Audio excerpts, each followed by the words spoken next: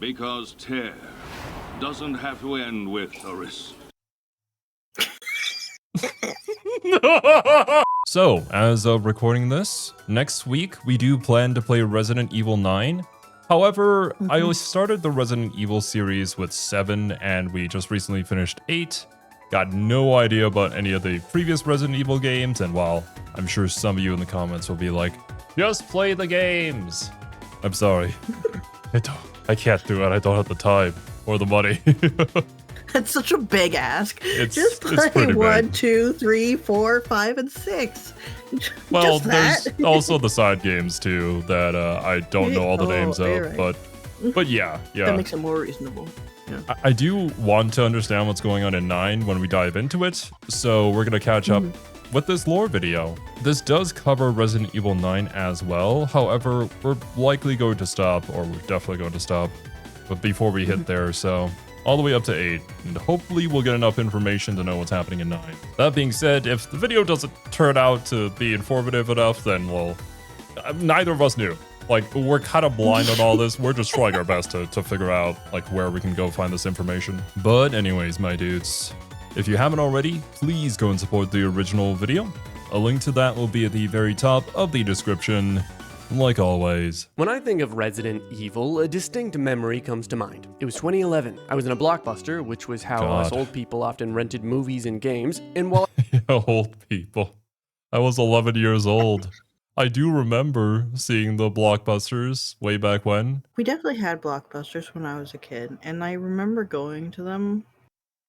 But, and this is funny, this is probably equally as old sounding. We had, like, the original version of Netflix is what I remember so much more than Blockbuster, when they would mail you a DVD and then you'd watch it and, like, mail it back to them. What? You Yeah. mailed the... Yeah, that's how Netflix started. Whoa, really? I didn't know that was actually a thing. Interesting. I was walking around the store as a 9-year-old being supervised by my mom, I remember coming upon one of those cheesy Resident Evil movies. I'd seen that name on game covers before, but I didn't think much of it. Leaving the store after my mom let me rent some PG game for the PS2, I thought about Resident Evil again in the car. And for over a decade after that, Okay, by the way, those drawings were so cute, actually. Like, I kind of love them. moment, I Idea. continued to be reminded of the franchise every now and then when I'd hear game announcements, see articles, or just find one of Capcom's many Steam sales for the games. But you know what? I never once touched the franchise. That is, until last year when Resident Evil Requiem was announced. At last, I decided, hey, Requiem's about to come out, and these games are clearly beloved by millions of fans for a reason, so it's about time I find out if all the hype about this gigantic franchise is really justified. After combing through all of the stuff you should know in the franchise, from games like RE0 all the way to 9 and everything in between, I can finally explain to you the full picture and timeline of what its story is all about, placing the latest title in context with the others. And after beating 9 and getting both endings, I can confidently say it frickin' slaps and is perhaps the most important game as far as lore that Yeah, hopefully not. As we said, we don't know, man. We don't know which video to check out. Some are like 10 minutes, others are like 2 hours long, others are 20 hours long. We're probably not going to go for the 20-hour long ones. I know you guys are probably going to suggest some of those, but... that would push our timeline back for 9. Incredibly. By Quite a couple of bit. months, actually. So yeah, hopefully this will be what we're looking for. we've seen yet. In this video, we'll cover it all. Where did the viruses begin? What new big bads will we discover in Requiem? And does Leon survive? Please don't kill my boy, he's too handsome. If you like this video, be sure to lick the like button in the face and enjoy the full story of Resident Evil Explained. But yes, do leave a like on their video, just don't look at it. Before we get into the story, I do want to very quickly explain how I chose which games and media to cover here, and which ones to leave out, since some of you might be curious about that. Generally, any games, films, shows, and comics that Capcom released after 2005, including remakes of much older games, are considered canon. Before 2005, there was some media, including live-action movies, that are most definitely not canon, and Capcom realized in the early 2000s they wanted to have more cohesion and consistency in their... I mean, do you see how silly those live-action movies are? I've never seen them. There's like an OC character who is basically the director's wife who goes around beating up Okay. zombies and shit like that in the Resident Evil movies. So Heck yeah, sure. that's just how it goes. Universe, hence why they decided to put more time into it. This means we'll be covering all the numbered Resident Evil games, as well as most relevant side ones, including Umbrella Chronicles, Outbreak File 1 and 2, Code Veronica, and of course the Revelations games. We'll also be covering the relevant CGI movies and comics along the way, since some of those are important too. But I think the CGI movies though are actually pretty good. I do recall seeing one, but I don't recall which one or like how it fits into the lore. But from what I recall of it, I had fun watching it. And like, don't get me Haven't seen wrong, any of 'em. Yeah, I don't know. the live action Resident Evil movies, maybe not the most lore accurate thing out there, but they are just fun action. So not knocking it if you enjoy it. It's just maybe I not realized- great to consider for canon. Was there a live action Netflix show for Resident Evil? I don't have Netflix, so I wouldn't know. I feel haven't like heard wa- any news of I it. remember watching. It was for a zombie game. I think it was Resident Evil, and I remember people didn't like it because probably lore and stuff. But I enjoyed the show with no context. If anybody knows, let us know in the comments. I don't know this at all. enough about the specifics. For those of you who know as much about Resident Evil as I did a few months ago, which is to say basically nothing at all, well, what is this franchise Pretty about? much, yeah. Well, it's about bioweapons, viruses, all those fun little things. Resident Evil is also about companies and their financial obligations, their thirst for funding, just like my own yeah. company, which is exactly why I need to make you aware of a highly praised game called Soul Mask, the sponsor of this video. Up until now, Soul Mask has been available on Steam in early access, classic but on April segue. 10th, the ancient civilization-themed survival sandbox game will fully launch into its 1.0 version, together alongside its brand new DLC, the Shifting Sands. Soul Mask up until now had been drawing inspiration from South American civilizations for its dense world building, and its new Egyptian-based DLC takes you to a new continent entirely, exploring ancient Egyptian That's a big jump. civilizations. What's cool about this new DLC is that it can be played without completing the base game first. In Shifting Sands, you'll face huge bosses with awesome rewards while obtaining multiple powerful and stylish masks along the way to make yourself into an unstoppable god with countless unique abilities. Outside the masks themselves, the new DLC also has an insanely cool system for building large airships, allowing you to basically create your own flying home. The new DLC also has lore and a story of its own that I'll be diving into in a future video, so stay tuned for that project. I think there's like a whole genre of games that basically have this formula of building like a flying airship base and operating it with like multiple people or solo. I've never played any of them before though. Not sure how fun they'd be. Is that like Sea of Thieves kind of too? Yeah, I think Sea of Thieves, well, obviously it's like pirates on the ocean, but I think Yeah. they copied that formula and kind of tried to adapt it into something a bit more unique. Flying airships. Explore ancient Egyptian civilizations, fight epic bosses, or conquer the local tribes with your godlike mask powers, Soul Mask's new Shifting Sands DLC is worth checking out. Play Soul Mask today on Steam with the link in the description or pinned comment, and stay tuned for the game's full launch into 1.0 alongside its Shifting Sands DLC on April 10th. And again, a big thanks to Soul Mask for sponsoring this video. Now let's get back to Resident Evil. Our story begins in 1909 in a remote village in Eastern Europe. A woman named Miranda had a daughter, whom she named Ava. 10 years later, in 1919, the Spanish flu swept over the region and snuffed out the life of the then 10-year-old Ava. After her daughter was buried, Miranda couldn't live with herself anymore. Oh, wait a minute. This is the beginning of the video. We're already with Resident Evil 8 lore? I know, that's what I was just thinking. So Miranda has been around for that long? Chronologically, we this is knew like happening she- first? Was interacting with Umbrella people, like the head Umbrella dude before Umbrella, so that makes sense. I guess so, because like the symbol They for just kind of did their Umbrella. research Mhm. separately. Yeah, it was in the village. Like we've seen it several places, and that's probably what they took to then make Umbrella, but it's just crazy to me that like Resident Evil 8 of all things has, well, the lore connected to the very beginning. And went to a mysterious cave to die so she could be with her child again. But instead of dying, Miranda found something there that would change the history of humanity. She found a big old fungus, heart-looking mold thing called the megamycete. And when she touched it, Miranda saw the memories of a bunch of people who had died, been buried, and then got absorbed into this entity through the ground, including her very daughter. By touching the mushroom, Miranda became infected by it, but instead of merging with the mold, she remained intact. Seeing the visions of countless deceased people, she was all like, wait a second, I can bring my daughter back to life, and proclaimed the mushroom, or mold, as the Black God. This led to her starting a religion of which she was the self-proclaimed prophet of the Black God. Spreading the religion and infection to her fellow villagers, she actually managed to cure their ailments, healing the sick with the mold's properties. Her goal in establishing power was not simply for the benefit of the villagers, though. She was going to bring back her daughter. You know, I think it would have been nice, though, if it was purely for the benefit of the villagers. Considering the power that she had, she probably could, but I guess after losing her daughter, she was kind of crazy. I mean, she went from basically going to kill herself to I have all the powers of a god. So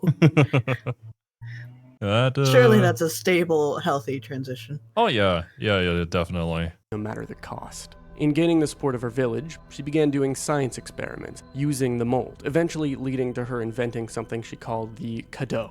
Basically, this was a parasite infected with the mold that had very unstable properties. With the cadeau, she sought to create a host person suitable for Ava's personality and memories to be transferred into. Seemingly, this host needed to be real strong for this to work, though, and the cadeau was kind of a test of strength for its soon thereafter victims. Miranda wasted no time before she experimented on most of the people in town with her cadeau. A majority of them ended up either dying or transforming into creatures called lycans, which were basically werewolves. Of the countless failed experiments, 8, however, were successful, 4 of which being the direct descendants of the ancient Four Lords, which had previously ruled over the region long ago. These include characters which you've probably seen before, like the 9'6" Alcina Dimitrescu, the decrepit Salvatore Moreau, the doll-wielding Donna Beneviento, and this certified metal bender Carl Heisenberg. I love how the creator named exactly how tall Lady Dimitrescu is. If you know, you know. The reasons why. But we'll get into these curious characters later on, because there's one man in particular that we must cover first and foremost, who would go on to change the world in the worst possible ways. In the 1950s, this man got lost in the Eastern European. I'm still so hilarious when you showed me those images of like actual pharmaceutical companies that basically just copy the Umbrella Corporation logo and use it. Like, do they not know? They don't. They have to know. But why? How could they not know?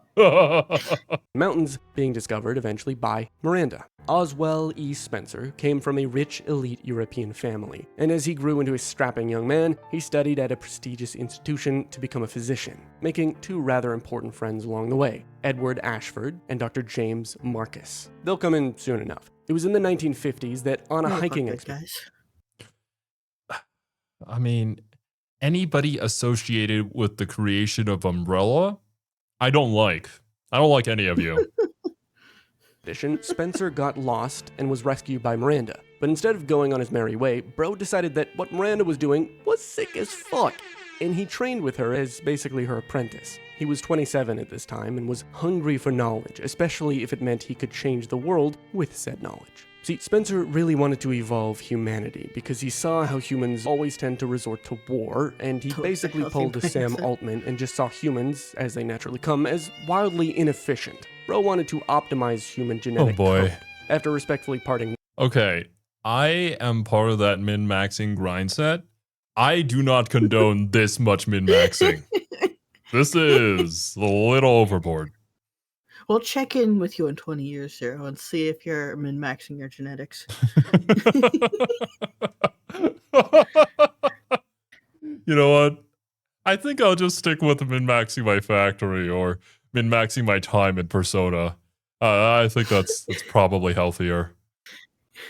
Ways with Miranda, Spencer went back to his university. Depends on how well you are min-maxing your genetics. And started a secret group of scientists to do research that could change the world. Spencer wanted to make bioweapons and viruses and stuff, but his main obsession was eugenics. Either way, he was exploring all of his options to evolve humanity. Alright, so we fast forward to 1966, right? Spencer and his circles start investigating this West African tribe called the Nidapaya that historically used a mysterious flower called the Stairway of the Sun. The flower, which was highly poisonous, killed most people, but to those who didn't outright die, it allegedly gave them godlike strength. Spencer's buddy James Marcus was like, yo, we should go check that out. So Spencer sent Marcus and another researcher, Brandon Bailey, to go and research it. They studied the flower under hostile circumstances as the Nidapaya were constantly attacking them, but eventually they made progress. Marcus and Bailey returned to Spencer in the United States with the data, but found that extracting the virus from it had only worked in the local environment where the flower grew. It wasn't working anywhere else. Spencer was getting pretty fed up with this shit by 1967, but Marcus was still obsessed with the flowers. Him and Bailey further colonized that little flower growing spot, even killing the Nidapaya if they had to, and they successfully managed to extract the virus at last, dubbing the then incomplete virus the progenitor virus. So Spencer at this point is like, Okay, I've heard the term progenitor virus before.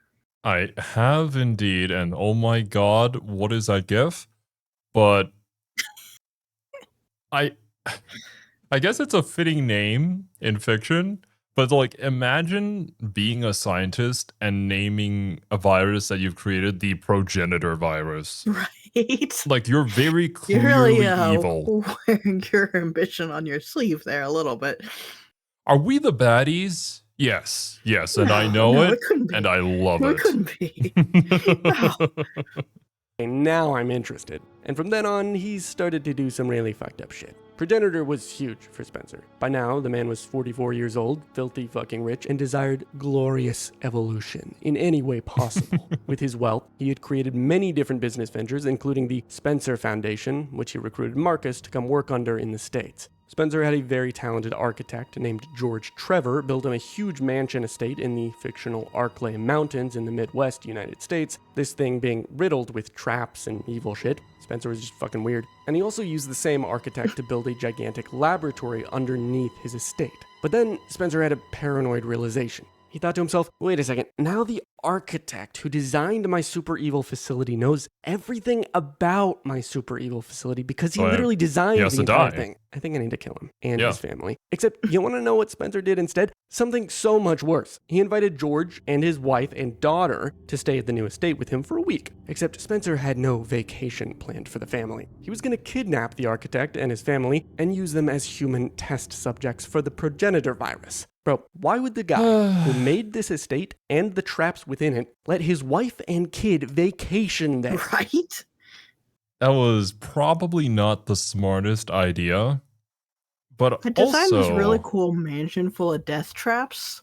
Want to come spend the week with me there? Let's bring the kid. Yeah. I think historically, though, this isn't that weird for people who are so crazy about like security and whatnot to have the architects that designed their palace or whatever, or the castle, kind of murdered, even buried into the wall of the castle. It's really fucked up. And I feel so bad for all the architects back then. Incredibly talented people dead because some lord was like, now you know my secret passage. No one must know. What the fuck was he thinking? Either way, George was running late, but he told his wife and daughter to go on ahead of him while he finished up some work. After Jessica and Lisa arrived at Spencer's estate, Ro took them and drugged them. Spencer wanted to gain data on the virus, and the wife and daughter seemed like perfect test subjects for two different strains of the progenitor. The wife, Jessica, died from being injected with the type A progenitor virus strain, and the daughter, Lisa, was injected with the type B, but she survived. Over time, she gradually mutated worse and worse, but was still alive, gaining near immortality. She was mentally and physically dilapidated, and the sick fuck that Spencer was just kept her imprisoned in their facility. The dad, George, arriving late several days later, met with Spencer and was told by him that his family left to go visit their aunt. George believed Spencer, but he was a little skeptical, continuing to stay at Spencer's for a few days before he too was drugged. He tried to escape, but because of his drugged state, he ended up stumbling into one of his own traps and got stuck in a pit, dying of malnutrition and... What? You designed it yourself? You should know where they are. No. Yeah, I mean, he's drugged, but still. I guess so. Maybe he was also running and it's just, he didn't think about it. Damn. Just being here in the first place was a mistake. You kind of set yourself up on this path. Your poor wife and daughter, too. Thirst. Many days later. So by now, you should really hate Spencer. But oh, this is just the start. In 1968, Spencer funds the construction of an entire facility in the West African caves, all under his newly created corporation, one you've most definitely heard the name of before. Oh yeah, I'm talking about Umbrella Corps. the logo design of which was taken from the symbol of the four lords back in Miranda's village. See, it's all connected. Now, Spencer wasn't quite done with his insane paranoia, though. In 1968, Spencer's colleague Edward Ashford and Edward's son Alexander were virus connoisseurs who had knowledge of Spencer and his projects. The Ashfords had different goals for the progenitor virus and moved on to an Antarctic facility for a separate project. But due to Spencer's paranoia that Ashford would get in his way or betray him, he had Edward killed and Alexander sent to the Ashford-owned prison island in the southern Pacific Ocean. Okay, yeah. This man, Casually send him to the prison island. diabolical. He doesn't trust anybody, and he's so paranoid about everything. God, why did Spencer have to happen upon Miranda? If only that didn't happen. Oh, man. Which will be important later. Spencer is just a paranoid little freak man, pulling all the strings. All right, so fast forward 10 years. Lisa, the little girl turned brain damaged monster, was still just living in or around Spencer's facility and estate in the Arklay Mountains, and around this time, the West African facility's construction had been finalized. Dr. Marcus, still obsessed with the flower research back in Africa, requested 5 progenitor virus samples to be sent from the African research facility to where he was in the US. A month later, on January 13th of 1978, Dr. Marcus sent a simple telegram message back to the research center. T-virus development a success. He had done it. This was the first instance of the T-virus that could actually be used as a proper bioweapon. That one I do know. For sure. Did they talk about it in like the 3 or 4? Which ones that you played? No, I feel like that's just general. I played I see. a little bit, but Cultural osmosis. Like- Gotcha. yeah, because T-virus is like the one that started the zombie shit, I believe. Yeah. I have heard of the T-virus before, but not within the context of the game or exactly where it originates from or like what effects it had on I people. want to say that's the one that affects Raccoon City. I don't know. Well, if we're heading to Raccoon City, you know who we're going to see. Specifically utilizing leeches. On the other hand, Spencer was working on other big research in the field of eugenics. Spencer realized that the biggest change he could make in the world was by utilizing the youth, so he began testing on them. With his Spencer Foundation, he was kidnapping kids from their families and raising them in lab environments. Spencer specifically... Okay, we haven't made an Eye of the Somnia Files reference in a while now, so I'm going to. I think Spencer is worse than Chikara. Not gonna lie. Oh yeah, It's kind of far worse. Chikara's pretty fucked up, but... Chikara's fucked up, but yeah. but not this fucked up. Not even remotely to this level. What has to have happened to a man to reach this position in life? To have such ambitions that they don't care what happens to the world because of their beliefs. I don't think he cared to begin with. Like, I don't think it was what changed him. I think it was just he's just a very fucked up individual. Bad to the bone. took highly intelligent...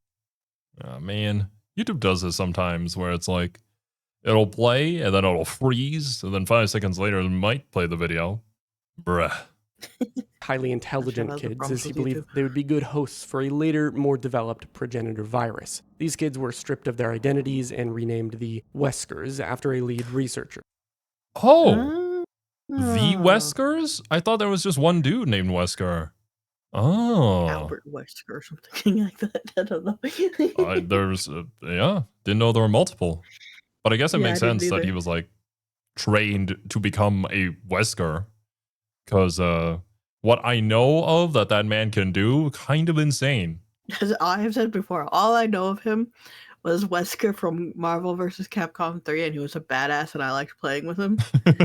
But Yeah, all I know about him is from, well, when we were playing the DLC for Resident Evil 8, and all the cool powers that Rose got near the end, people were like, oh, this is kind of similar to Wesker. And that's about it.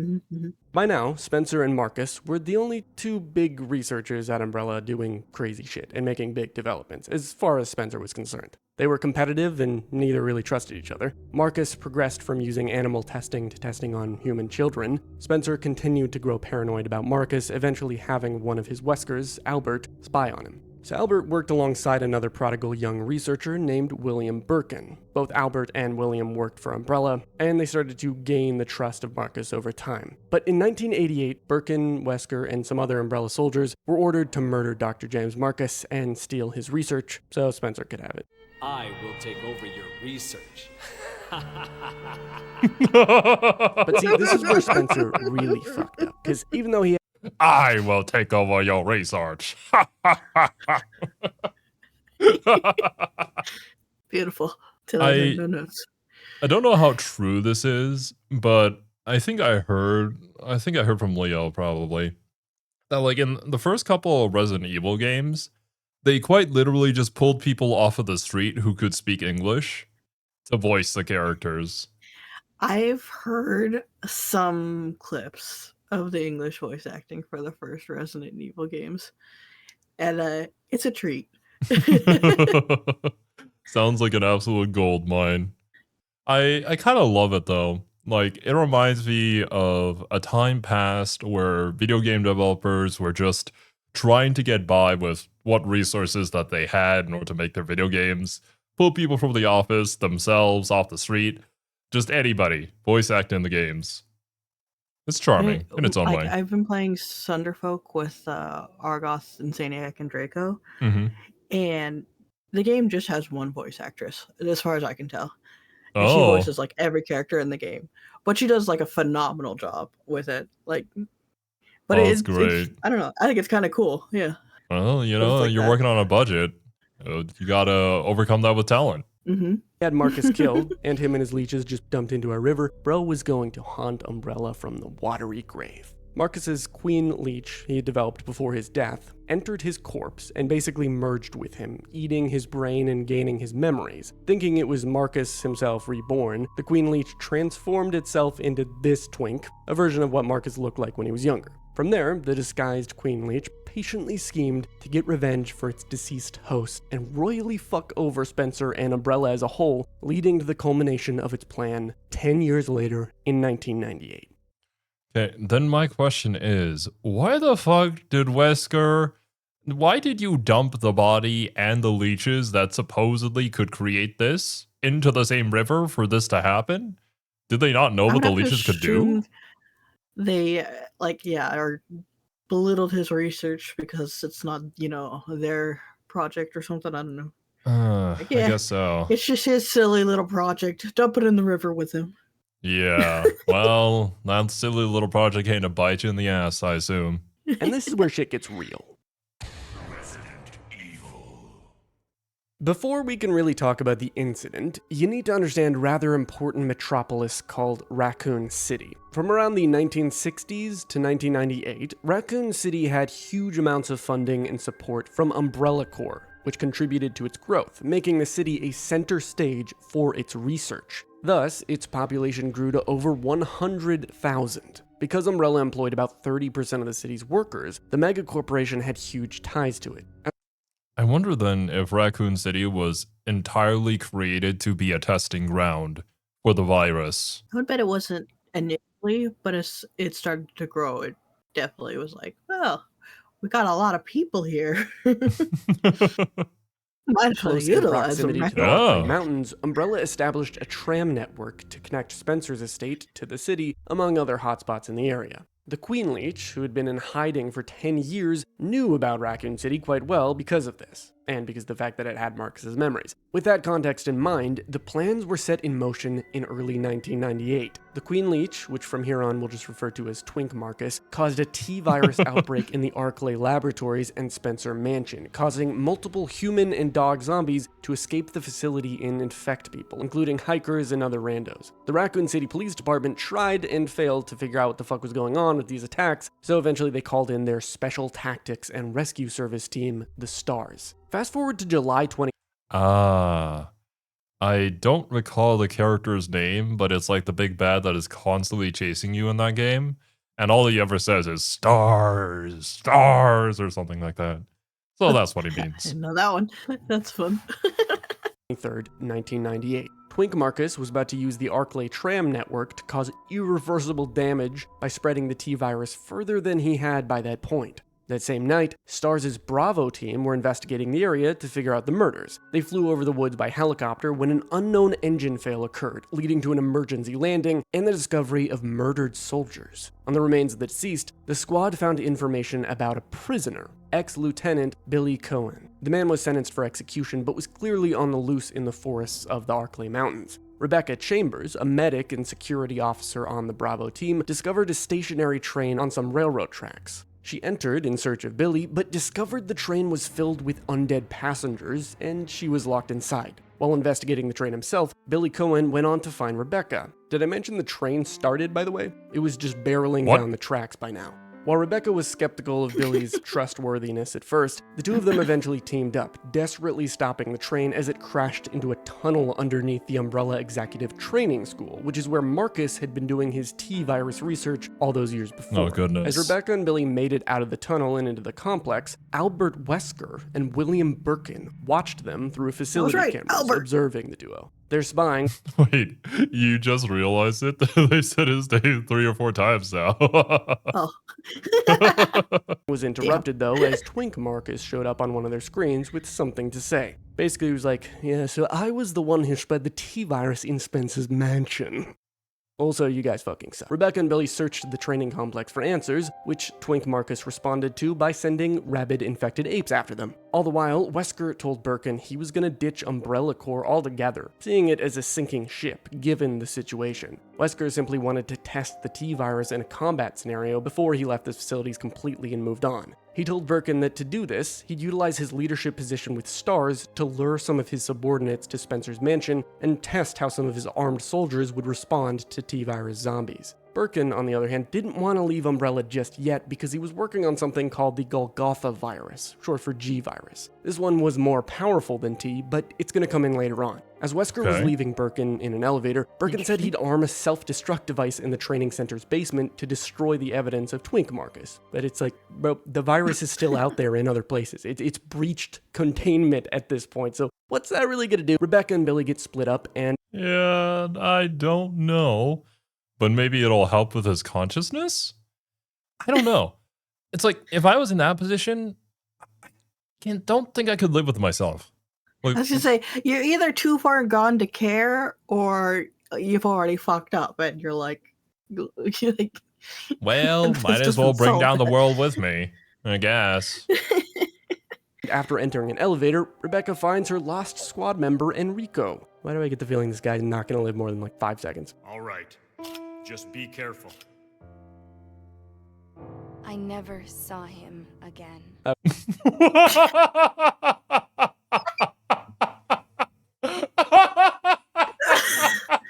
Oh man.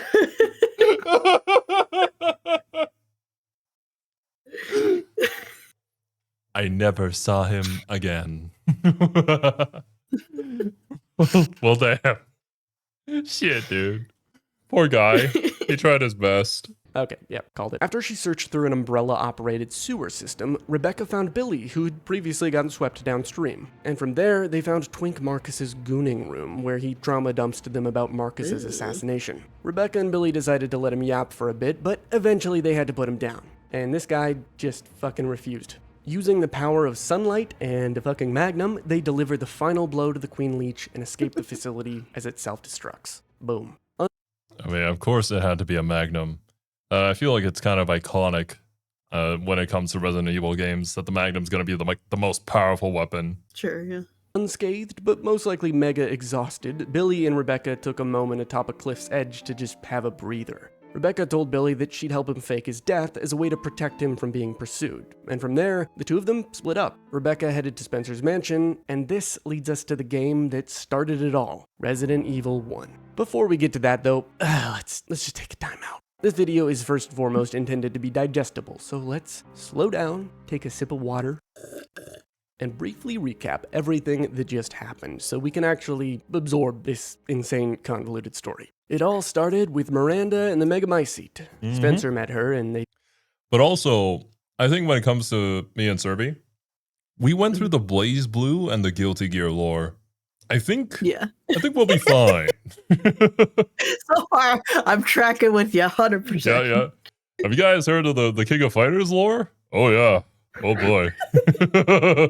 She gets crazy in fighting games. I feel like the most nonsensical. Nothing is dethroned Blaze Blue yet. That one is everywhere. Well, I mean, the creator is a very interesting dude who has Oh, I don't say many that as a bad ideas. thing. It's definitely not I a just, bad thing. It's just very convoluted when you introduce time travel and multiple dimensions and imagination creating things, It's pretty intense. Spencer met her and they did evil gooning experiments together before eventually parting ways because each had different goals. Spencer and his boys discovered the funny African flower and committed unfathomable colonization against the tribal natives who originally found it. Spencer makes Umbrella Corps, builds so much infrastructure, privately subsidizes a huge amount of Raccoon City's funding, and therefore its continued growth. Then, as he got old, Bro got paranoid and killed off most of his day ones, as well as the architect that built his fancy-ass mansion. Then he infected the architect's daughter, proceeding to experiment and torment her for fucking decades. Still, Spencer won his real zero. From there, Spencer's only real competition left alive, Dr. Marcus, was promptly made not alive. But as we know, Marcus's corpse combined with his queen leech to rebirth Twink Marcus, who plotted his revenge and caused the T-virus to escape laboratories, even infecting Spencer's mansion. Stars were investigating murders in Arklay Mountains, which led to Rebecca and Billy doing their things in Marcus's training facility, all leading up to it getting exploded. Okay, and with that, we're all caught up. Shall we continue? So remember how Rebecca was on the Stars Bravo team? Well, it being the B team implies that there was an Alpha or A team. And as it turns out, there was. After B team went silent at the start of the events of Resident Evil 0, the next day, on July 24th, A team eventually did a helicopter search for them and they found B team's downed helicopter. I see. And this is what Wesker was talking about earlier of having, using his leadership position to try and test his soldiers against zombies infected with the T-virus. Gotcha.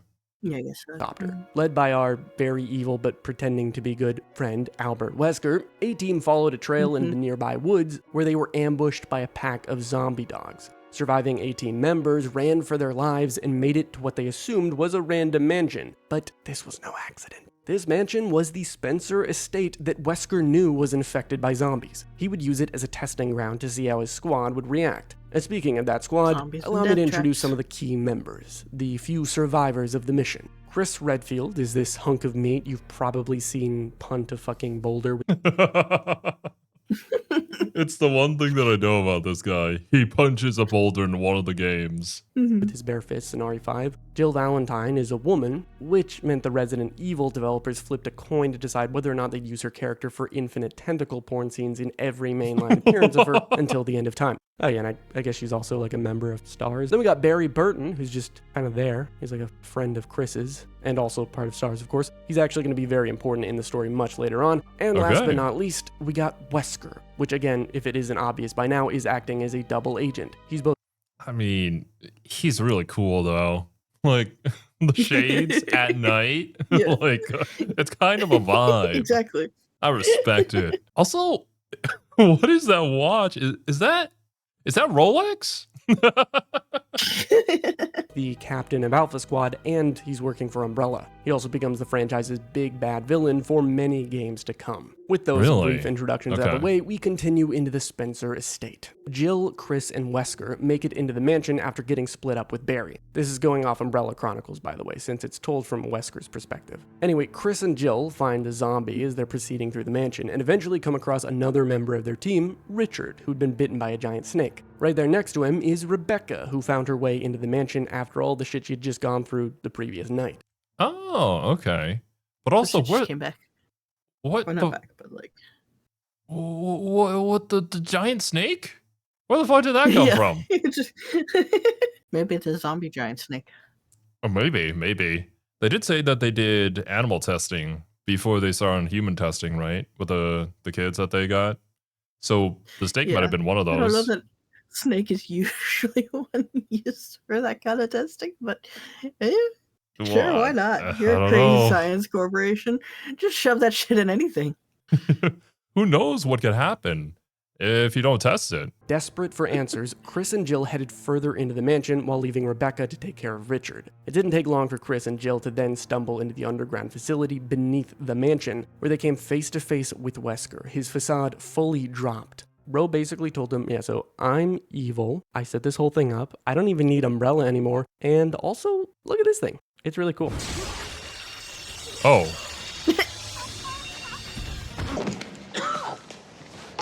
Chris, Jill,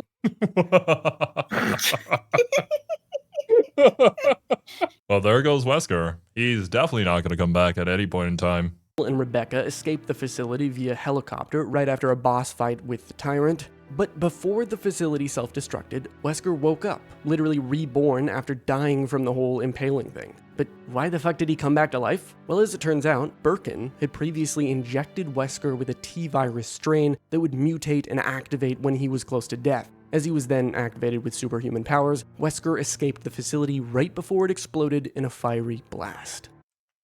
Wait, what? So did Birkin always have this man's back? Or was it for some other I was gonna reason? say, was that like I'm just gonna test this shit on you because you're leaving, so like, oh, no loss to me?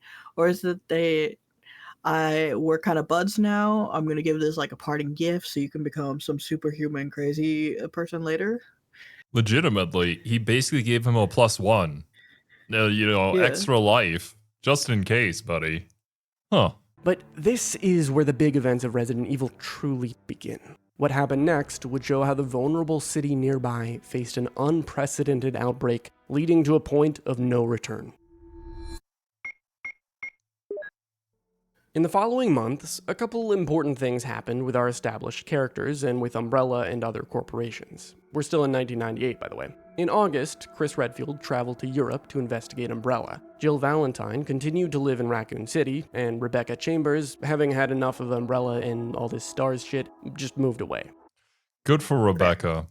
Just Yeah. stay as far away from everything as possible, and don't go to any creepy European villages. I originally thought that they had intentionally tested on Raccoon City, but I guess it's more so just the Twink Marcus releasing the virus here happens to be in a place that's near Raccoon City, and eventually it's going to spread here. So maybe they took advantage of that and used it as a testing facility afterwards, or tried to contain it at this point. Not sure. As far as corporations go, interested parties took note of what happened at the Spencer Estate and Arclight facilities, but still, the whole disaster was kept away from the public eye. Consequences have actions, though, and thousands of innocent people were about to have their lives uprooted. The Queen Leech was dead, so at the very least, the leech situation had been dealt with back in RE0. However, a successful leak of the T-virus was about to happen, directly underneath Raccoon City, no less. Remember William Birkin? Well, he was still intent on completing his T and G virus research in facilities underneath the city. He negotiated with the US Army to ensure his eventual evacuation and safety, since by now Umbrella was beginning to be under heavy scrutiny by many parties. Furthermore, Birkin promised to provide his research to the US Army in exchange for him and his family being placed under witness protection. Okay, so he works for Umbrella, but he was going to double cross Umbrella for the safety of the US Army and give them the virus. I guess so, yeah. Well, it's probably no worse than Umbrella having control of the virus, right? Like to say, I don't know. It's hard to be worse than Umbrella doing anything with it. So yeah. Yeah, I guess. Whereas usually you'd be like, oh no, they're gonna take the mad science experiment to the government. That's the worst thing you could do. It's like, oh well, maybe it's not the worst thing you could do, but it's That's definitely not going to end well. Actually hilarious, because like the US military usually serves as the big bad who doesn't really know what they're doing against the evil power that they're trying to control and are way out of their league. So they unleash the evil upon the entire world. That's usually how they're depicted in like media with this kind of stuff. But here they're actually the good option. It's like, Well, I don't know if good is necessarily the right better answer yet, option. The lesser evil in this case. Which is just hilarious to me, that Umbrella is just that bad. September 23rd, though, one of Umbrella's special security squads were sent down into Birkin's facility to execute the man because they had found out that he was basically a mole. Once they reached Birkin, they mag dumped him and took his T and G virus samples. Damn. However, bro... Well, yeah, no, he's not going to die. I was going to say, because he had the whole virus thing inside Wesker that saved him. So why wouldn't he do it to himself? Somehow didn't die from their cacophony of bullets and managed to inject himself with a G-virus sample they didn't grab. This made him go insano style, and he slaughtered most of the squad. He ate up the remaining G-virus samples they'd taken away like they were fucking edibles, and this made him even stronger. But Birkin failed to deal with or even care about the T-virus samples, which had been smashed open. Rats came along, lapped up the T-virus samples, and this led to the water supply getting infected with the virus. Subsequently, most of the city was infected as a result. Back on the street level of Raccoon City, zombies were abound. By now, many thousands of people had been turned or infected by the tainted water. Military and local police response was there, but they were absolutely unprepared for the sheer force of the virus. That is so incredibly scary, though, because water, that's going to be pumped to everywhere in the city. If it gets into the water source, then it's kind of just a flip of the coin whether or not you're going to not be infected. That would affect other things too, depending on where the water goes, like agriculture or your farm animals. Yeah, definitely. Everybody gets infected. At that point, how do you even contain it? I guess you just kind of have to nuke the city, which is one of the things I know happened to Raccoon City. I think. Pretty sure. Possibly be prepared. Selfish, greedy, unimaginably irresponsible corporations with psychotic leadership up and down the chains of command had caused this entire thing, and most people couldn't even begin to understand what had happened before it was too late. Enter Resident Evil 3.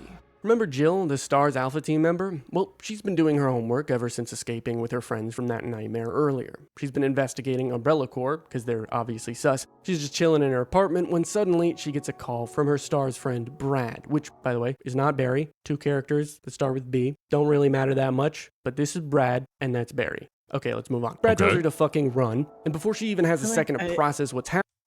Because a lot of my early Resident Evil knowledge, right, came from Marvel vs. Capcom 3 with Wesker.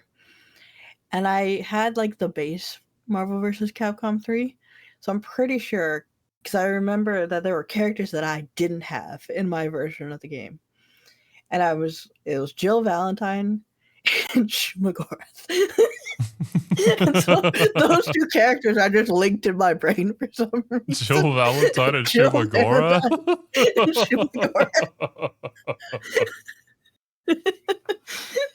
Anybody else who played MVC can relate to this? It's kind of hilarious, actually. Happening. Let me grab my... I think this is the STARS guy. A giant tyrant called the Nemesis was sent by Umbrella to kill Jill. And after she narrowly escapes him, leaving her apartment, she's then chased by this fuck-ass dude throughout Raccoon City. She's about to get royally obliterated by the Nemesis, but then Jill is saved by Carlos Oliveira, who works for the Umbrella Biohazard Countermeasure Service, or the UBCS. From there, Jill has to run around Raccoon City to power the subway station so a bunch of civilians can escape. All the while, she's chased by the Nemesis and UBCS member Nikolai, this Russian guy who's only after his own best interest. Jill and Carlos save each other and become buddies. They get the subway station up and running, and Jill gets on the subway. Carlos and Tyrell, a UBCS friend, go out to find Dr. Nathaniel Bard, a scientist who's the head of some Umbrella Corps research. Bard was apparently the only person who knew how to make vaccines, and he also knew about Umbrella's corruption, so he was a liability. While they look for Bard, Nemesis destroys the subway, but it gets knocked out from an explosion, as does Jill. Also, Nikolai escapes. Carlos goes into the Raccoon City Police Department with Tyrell to try and find Dr. Bard, and Bro actually calls them on the telly and tells him he's stuck in the hospital with no way out, but he has vaccines. Jill radios Carlos and tells him that her train was destroyed by Nemesis, and then, what do you know, Nemesis attacks her and her radio goes silent. Naturally, Carlos goes after her. Oh shit, Nemesis be looking different there. Is Bro evolving over time still too? I feel like there's a whole bunch of different Nemesis fights throughout the series. Throughout the different game. I don't know. I feel like I hear people talk about Nemesis fights all the time. Yeah, I have heard the name. I know the whole STARS thing. Just don't know the man himself. Jill beats it, but not for long because Jill walks over his corpse and is attacked again, this time being infected with a virus bullet. Nikolai shows up to just kind of taunt her, and then 3 business days later, Carlos finds Jill and picks her up to take her to the hospital. He then searches the hospital to find vaccines and Dr. Bard. But before we find out what happened to Jill and Carlos, allow me to calmly whiplash you to another character's journey. See, Jill is all like zzz in the hospital, and while she does that, it's around this time when the events of RE Outbreak take place. This is where we follow a particularly cunning reporter and how she deals with the current diabolical nightmare consuming the city. Also, she's the eventual mother of Grace, who— There you go. That's what I knew about Resident Evil 9, though. I think Cashew told me about this one. That, the main character of Outbreak is the mother of the main character in 9. Which a lot of people were surprised by, because Outbreak was kind of like a side thing. Okay. who we play as in RE9, Requiem. So this is important. Trust. All right, let's go back in time a little bit. Alyssa Ashcroft grew up in Raccoon City and became a journalist as an adult. In 1993, she investigated a small hospital in the Arklay Mountains with her fellow reporter buddy, Kurt. The pair had— Oh, okay. And the Arklay Mountains was where the mountain range where the mansion is at, so this is going to be bad news bears. heard rumors that there was corruption in the institution. And as it turned out, there was corruption. The hospital director, Albert Lester, not Albert Wesker, by the way— What? The name's so close, though.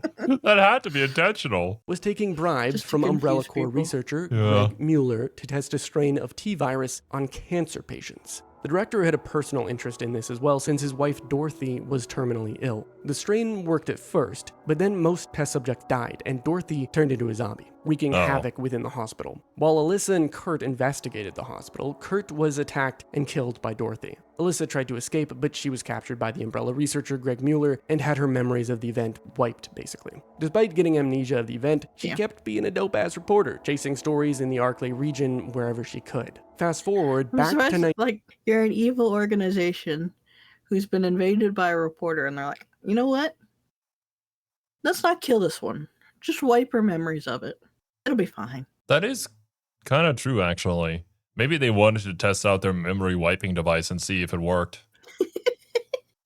Because thinking about it, yeah, there wouldn't really be any other reason to, right? They could just say she died in an accident somewhere. And, well, if anybody tried to investigate, then they'd just be dealt with too. back to 1998 when all the shit went down and zombies were roaming throughout Raccoon City. Similar to Jill from just a moment ago, Alyssa too got infected during the Raccoon City disaster. But Alyssa tried to flee the city, determined to survive and find a way to not die from the virus. This was when she stumbled upon none other than Albert Lester, who by this point was just an axe murderer. Bro went crazy after his wife became a zombie. Since Alyssa had lost her memories surrounding Lester and his hospital, she had no idea who he was, and she just blindly followed his guidance since he claimed to know a way out of the city through the mountains. Lester knew who she was, but she didn't know him. Crazy. After Lester led Alyssa to the hospital, she kind of realized that bro was trying to feed her to a giant fucking plant in the building's basement. This plant, Lester believed, was his wife. She kind of turned into it, mutating over time. Also, a similar plant to this one has this weird cinematic shot in Outbreak where it squirts on the camera. What the fuck? What God. take is this? Why is there a plant ussy? What? Freaky Albert Lester and his molester plant wife are defeated by Alyssa, and the hospital completely caves in. Alyssa then escapes and ultimately finds a way out of Raccoon City, even managing to get her hands on a vaccine so she didn't turn into a zombie. Big W for the reporter lady. But let's not get ahead of ourselves. While Alyssa is one important character who suffered in Raccoon City, But then that makes me think, she got infected and then she cured herself. Is there possibly something that has maintained or retained itself within her body to potentially affect her daughter? Kind of like a Rose situation? I don't know. We'll see.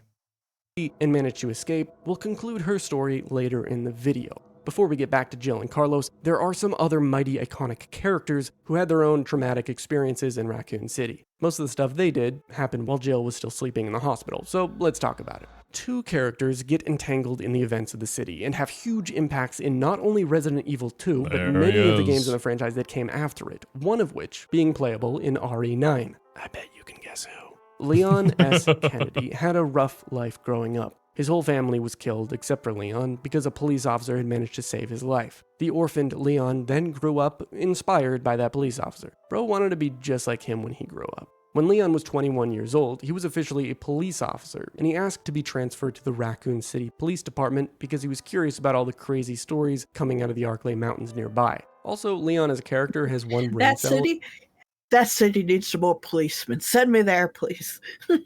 Bro is hardcore like that, you know? He's the police officer Yeah. who wants to be there in the line of danger to save as many people as he can and drop one-liners like it's nothing. I hope that the reason why Leon is the way that he is isn't like entirely just because this is who he is, but also because the police officer who saved him dropped like a sick one-liner when he saved him. So he's got inspired by it. And he says things like this. Where is everybody? Where's everyone going? Oh. Go? With Leon established, we can introduce the woman whose short trip to Raccoon City gets entangled Claire? with his own. Claire Redfield. If you Yeah. recognize the last name, that's because she's the sister of Chris Redfield. She grew up with him, and since he trained in the military, his own fighting skills rubbed off on her. The reason I'm introducing these Right, two is that's how because that works. Yes. We need Claire to punch boulders as well.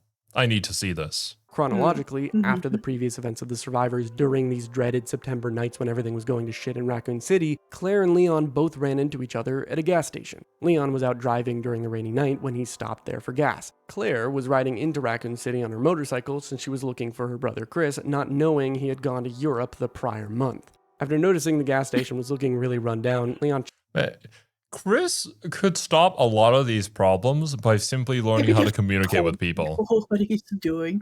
Yeah. I guess there's potential where it's like you can't tell anybody what you're doing. This has to remain on the down low. So maybe there's that, like NDAs, military secrets and whatnot, but yeah. I don't know, man. I feel like so much could have been stopped if Chris just said a few extra words to a few extra people.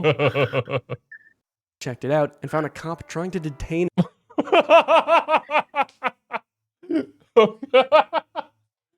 Oh god, that is a flattering, not flattering frame of Claire that YouTube decided to stop on and freeze. 1 second. and found a cop trying to detain a zombie that proceeded to rip the cop's throat out. After Leon dispatches the thing, Claire shows up right before Leon narrowly saves her from an oncoming zombie. The two of them quickly escape an approaching horde in a cop car and drive into the city looking for answers. Long story short, Leon and Claire get split up, and the game revolves around these two characters navigating the now infected city, taking place in and around September 30th. Leon's story revolves around his arrival to Raccoon City to find out what's going on, and his subsequent interactions and romance with a mercenary named Ada Wong, who poses as an FBI agent. Ada herself comes in repeatedly later in the franchise. On the other hand, Claire's story...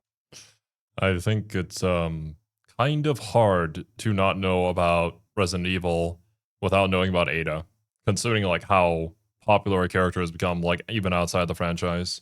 Really? Because I have never seen her before. Really?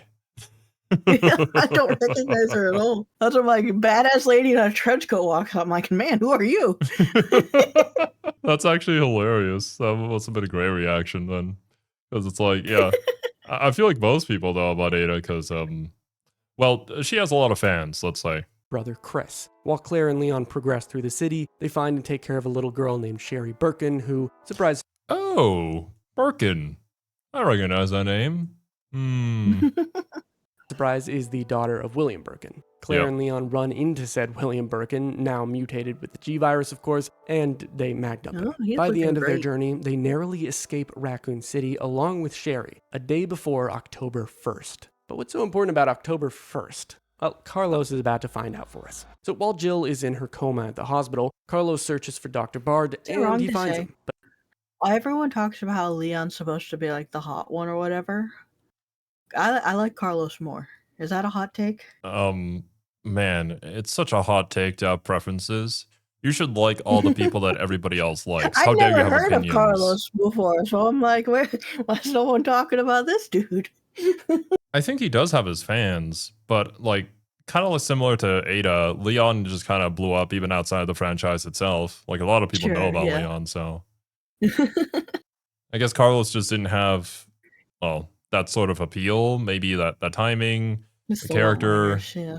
And it has a lot to do with right character, right time in history. but the guy was shot in the head. Carlos finds a video message where Dr. Bard Right. says Umbrella is evil and he regrets stuff. Luckily, Dr. Bard's computer unlocks a door that reveals a vaccine, which Carlos quickly snatches and injects into Jill. While she slowly heals, Tyrell shows up, and him and Carlos go check out what's on TV. The contagion spreading throughout the city has been designated uncontainable. On October 1st, Raccoon No City shit. will be completely destroyed in a missile strike. All residents capable of rational thought are urged to evacuate immediately.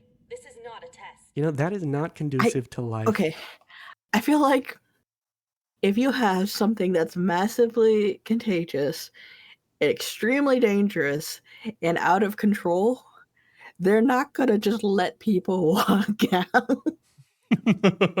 If you're still capable of rational thought and potentially carrying the virus, leave. Right?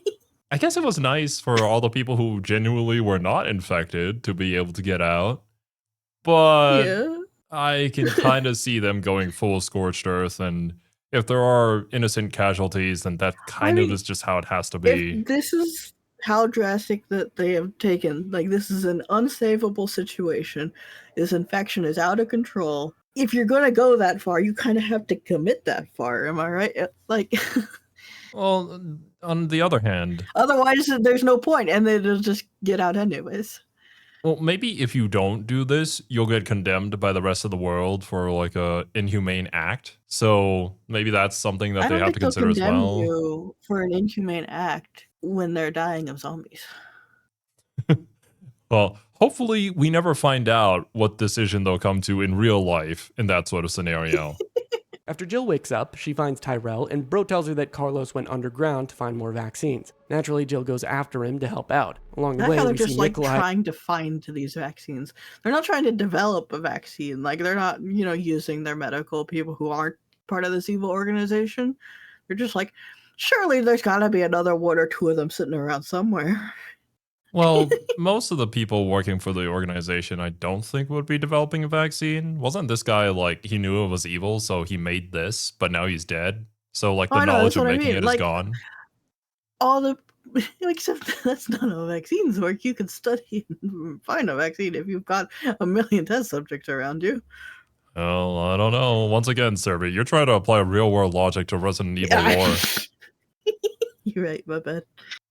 Sometimes some things have to happen for the games to be fun. Still just fucking stalking her, I guess. Eventually, after Jill journeys into the facility, Tyrell joins her, but he gets killed immediately by the Nemesis because he's the token black guy. Jill makes a vaccine with the available resources she finds, all because the US government said they'd call off the nuke if there was a vaccine present in the city. Unfortunately, after Jill makes the vaccine, she gets ambushed by the Nemesis and Nikolai, who pushes her off a ledge because he wants to see what happens when she fights the Nemesis. Bro has ample data, he's just being an asshole. Carlos shows up and he's all like, yo, let me help you. Jill and Carlos kill the Nemesis again, except they don't, of course, because this thing doesn't fucking die. Jill tries to meet up with Carlos, but is interrupted by, you guessed it, Jill then uses this gigantic, impossibly heavy ray gun. How is she carrying this, by the way? On the wall of flesh Insane. acid Nemesis. And now, guys, it's officially dead. I promise. She heads up to the helipad to meet with Carlos, but finds him knocked out. Then this happens. You're not going to stop. Promised you this, didn't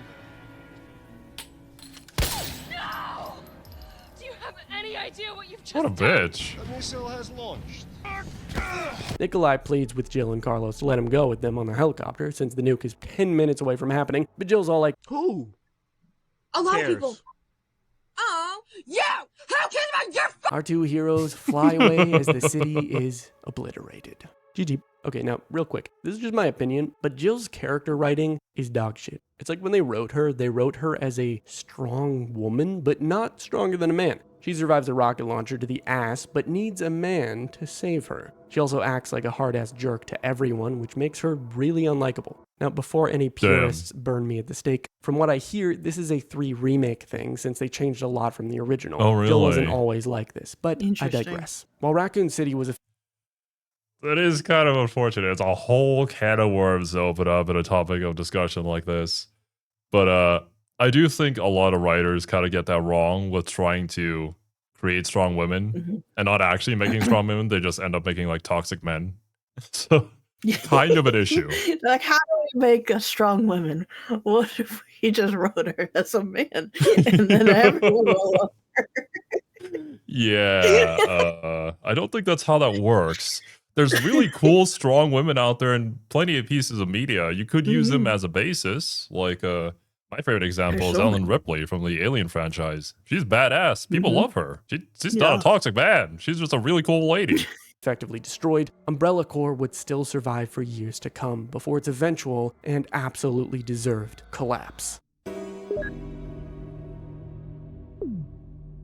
Umbrella's stock plummets after the fall of Raccoon City, but the goodness. company, of course, shifts the blame onto something else, Of the course. US government. Yeah. Given they had so many spies in the government, they were able to pull strings and use red herrings to distract everyone. With Raccoon City missiled, Umbrella knew there was little evidence tying them to much of anything. Nonetheless, they would meet the hand of justice within the next few years. Before Umbrella would meet their end, our main cast of characters go on some side adventures. Some of these missions end up being important, so let's talk about them. After escaping from Raccoon City, Claire split off from Leon and the young Sherry Birkin to find Chris in Europe. Leon and Sherry were captured not long after by the US military. Sherry was put in protective custody, considering she was the daughter of such a dangerous man. Yeah. Leon, on the other hand, was interrogated. The US military knew that Leon was a liability since he knew so much about Umbrella and the government's involvement in the whole disaster. Despite this, the government let Leon live since they could use someone of his insane BOW killing talents in a special anti-Umbrella agency run by the President of the United States himself. Also, BOW This is is short how for he gets sent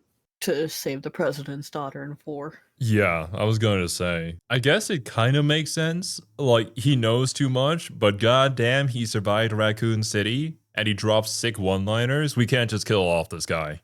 He's got to be a main character at some point, if he wasn't already. bioorganic weapon. Leon is blackmailed into joining this agency to ensure his and Sherry's safety, and the government further trains him in close quarters combat and guns and shit. When it comes to the Redfields, by December 1998, Chris was still on the hunt, investigating Umbrella for their evil shit in Europe, and Claire was still searching for him, since she didn't find him in Raccoon City. But speaking of Claire, let's talk about her events, which transpire in one of the most important RE games, Code Veronica.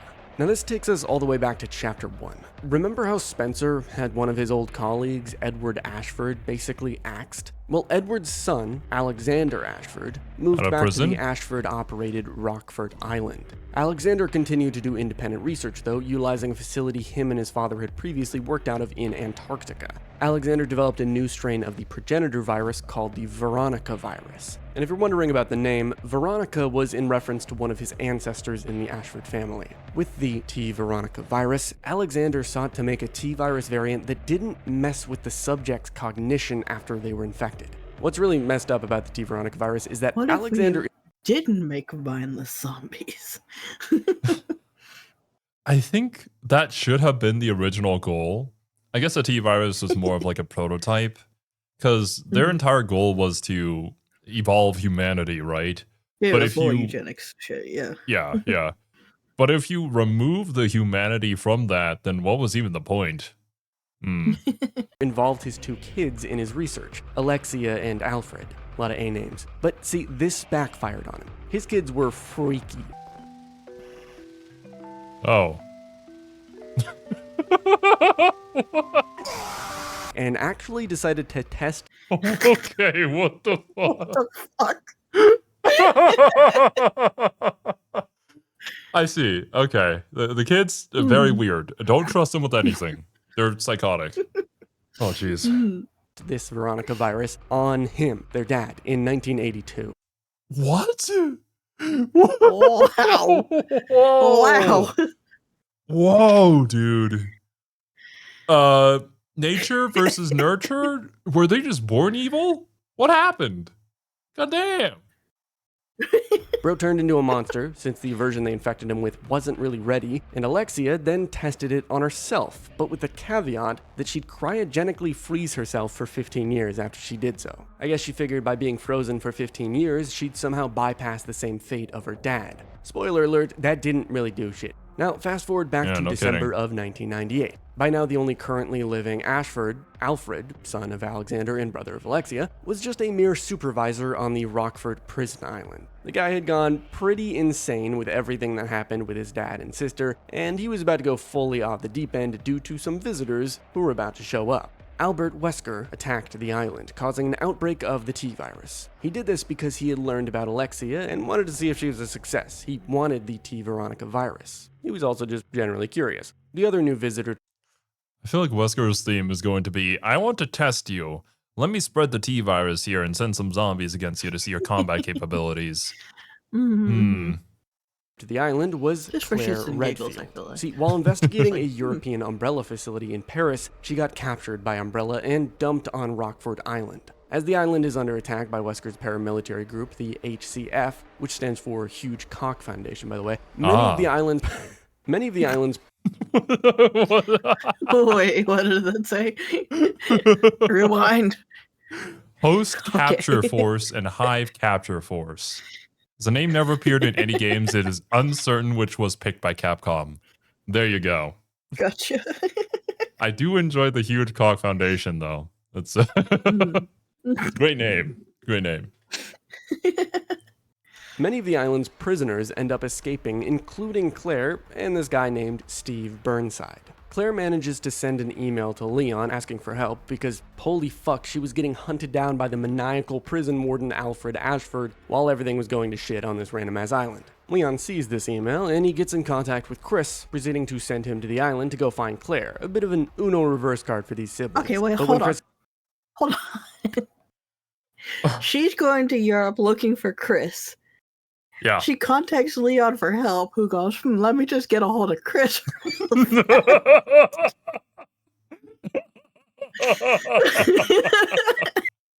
So you're telling me you could have just called up Chris whenever? I see. You know, maybe Leon just never realized what Claire was looking for. Did Claire ever say to Leon? Who knows? I don't know. If she did, maybe things would have gone down this way. That, or thinking of like a more logical reason, they met up with each other, they knew of each other, they came in contact with each other after the events of Raccoon City, and Claire was not there anymore, so Claire didn't know anything about what Leon was doing because he was working secretly for the government and shit like that. But maybe, but I feel like prior to the events of Raccoon City, Chris had already left for Europe. You know what? That's a good point. Maybe there's more details to this, or like the specific timeline makes it make sense. Regardless, though, out of context, that's pretty hilarious. Gets there, Claire's gone. See, Claire and Steve ended up getting on a cargo plane that autopiloted them to the Ashford's Antarctic base. Once they got there and they entered this facility, Steve was infected with the Veronica virus, turning into this. Chris tracks them down and arrives to save the day. Steve dies, though. R.I.P. Chris and Claire come face to face with Alexia, who had just stepped out of the cryo fridge since her 15 years were up, and they have a tussle. Alexia fucking dies, a self-destruct sequence gets initiated, of course, and Alexia's kind of looks like wannabe Poison Ivy, just not as hot. This is so sad. Sure, yeah. Wesker shows up. Wesker and Chris have a little homoerotic showdown, and then Wesker gets a million metal beams dropped on him, but he survives. Barely an inconvenience. Chris and Claire then escape the facility before it gets destructed, but strangely, Wesker survives the self-destruct and ends up actually getting a sample of the Veronica virus he wanted anyway from Steve's corpse. I have a feeling Wesker survives anyways and manages to get what he wants is going to be a very common theme throughout the rest of the series here. How did he achieve this when the facility nuked itself, like right after Wesker got out from under the metal beams? Yeah, the game didn't answer that, so neither will I. The consequence of Wesker getting the Veronica virus from Steve's body was going to have ripple effects. This is due to Wesker selling the Veronica virus on the black market, which eventually finds its way into the hands of a South American warlord named Javier Hidalgo in 2001. After that, he didn't even want it for himself, he just wanted to sell it. Yeah, I don't know. What is Wesker's endgame here exactly? It's kind of hard to parse this. What is bro after, genuinely? Just wants to see the world burn. I guess so. Some men do just want to see the world burn. And maybe he's trying to hide the flames in his eyes by wearing those shades. Then again, right? He's part of the Weskers. I don't know if there's multiple of them. Are they always the same Albert Wesker? Did they somehow become copies of each other? Is that going to be a reveal later on? Or is it just the one dude? Yeah. I think it's just the one. Well, he worked for Umbrella, but he very willingly just decided that Umbrella was done for and left. So maybe he's always harbored some hatred towards everything Umbrella does. So then maybe that's why he shows up to these places to kind of mess up their operations. But also, I kind of feel like he's more just all he cares about is himself, and Umbrella had nothing to offer him. it was kind of going down a weird, bad place. He said, I'm a jump ship. Doesn't serve me to be here anymore.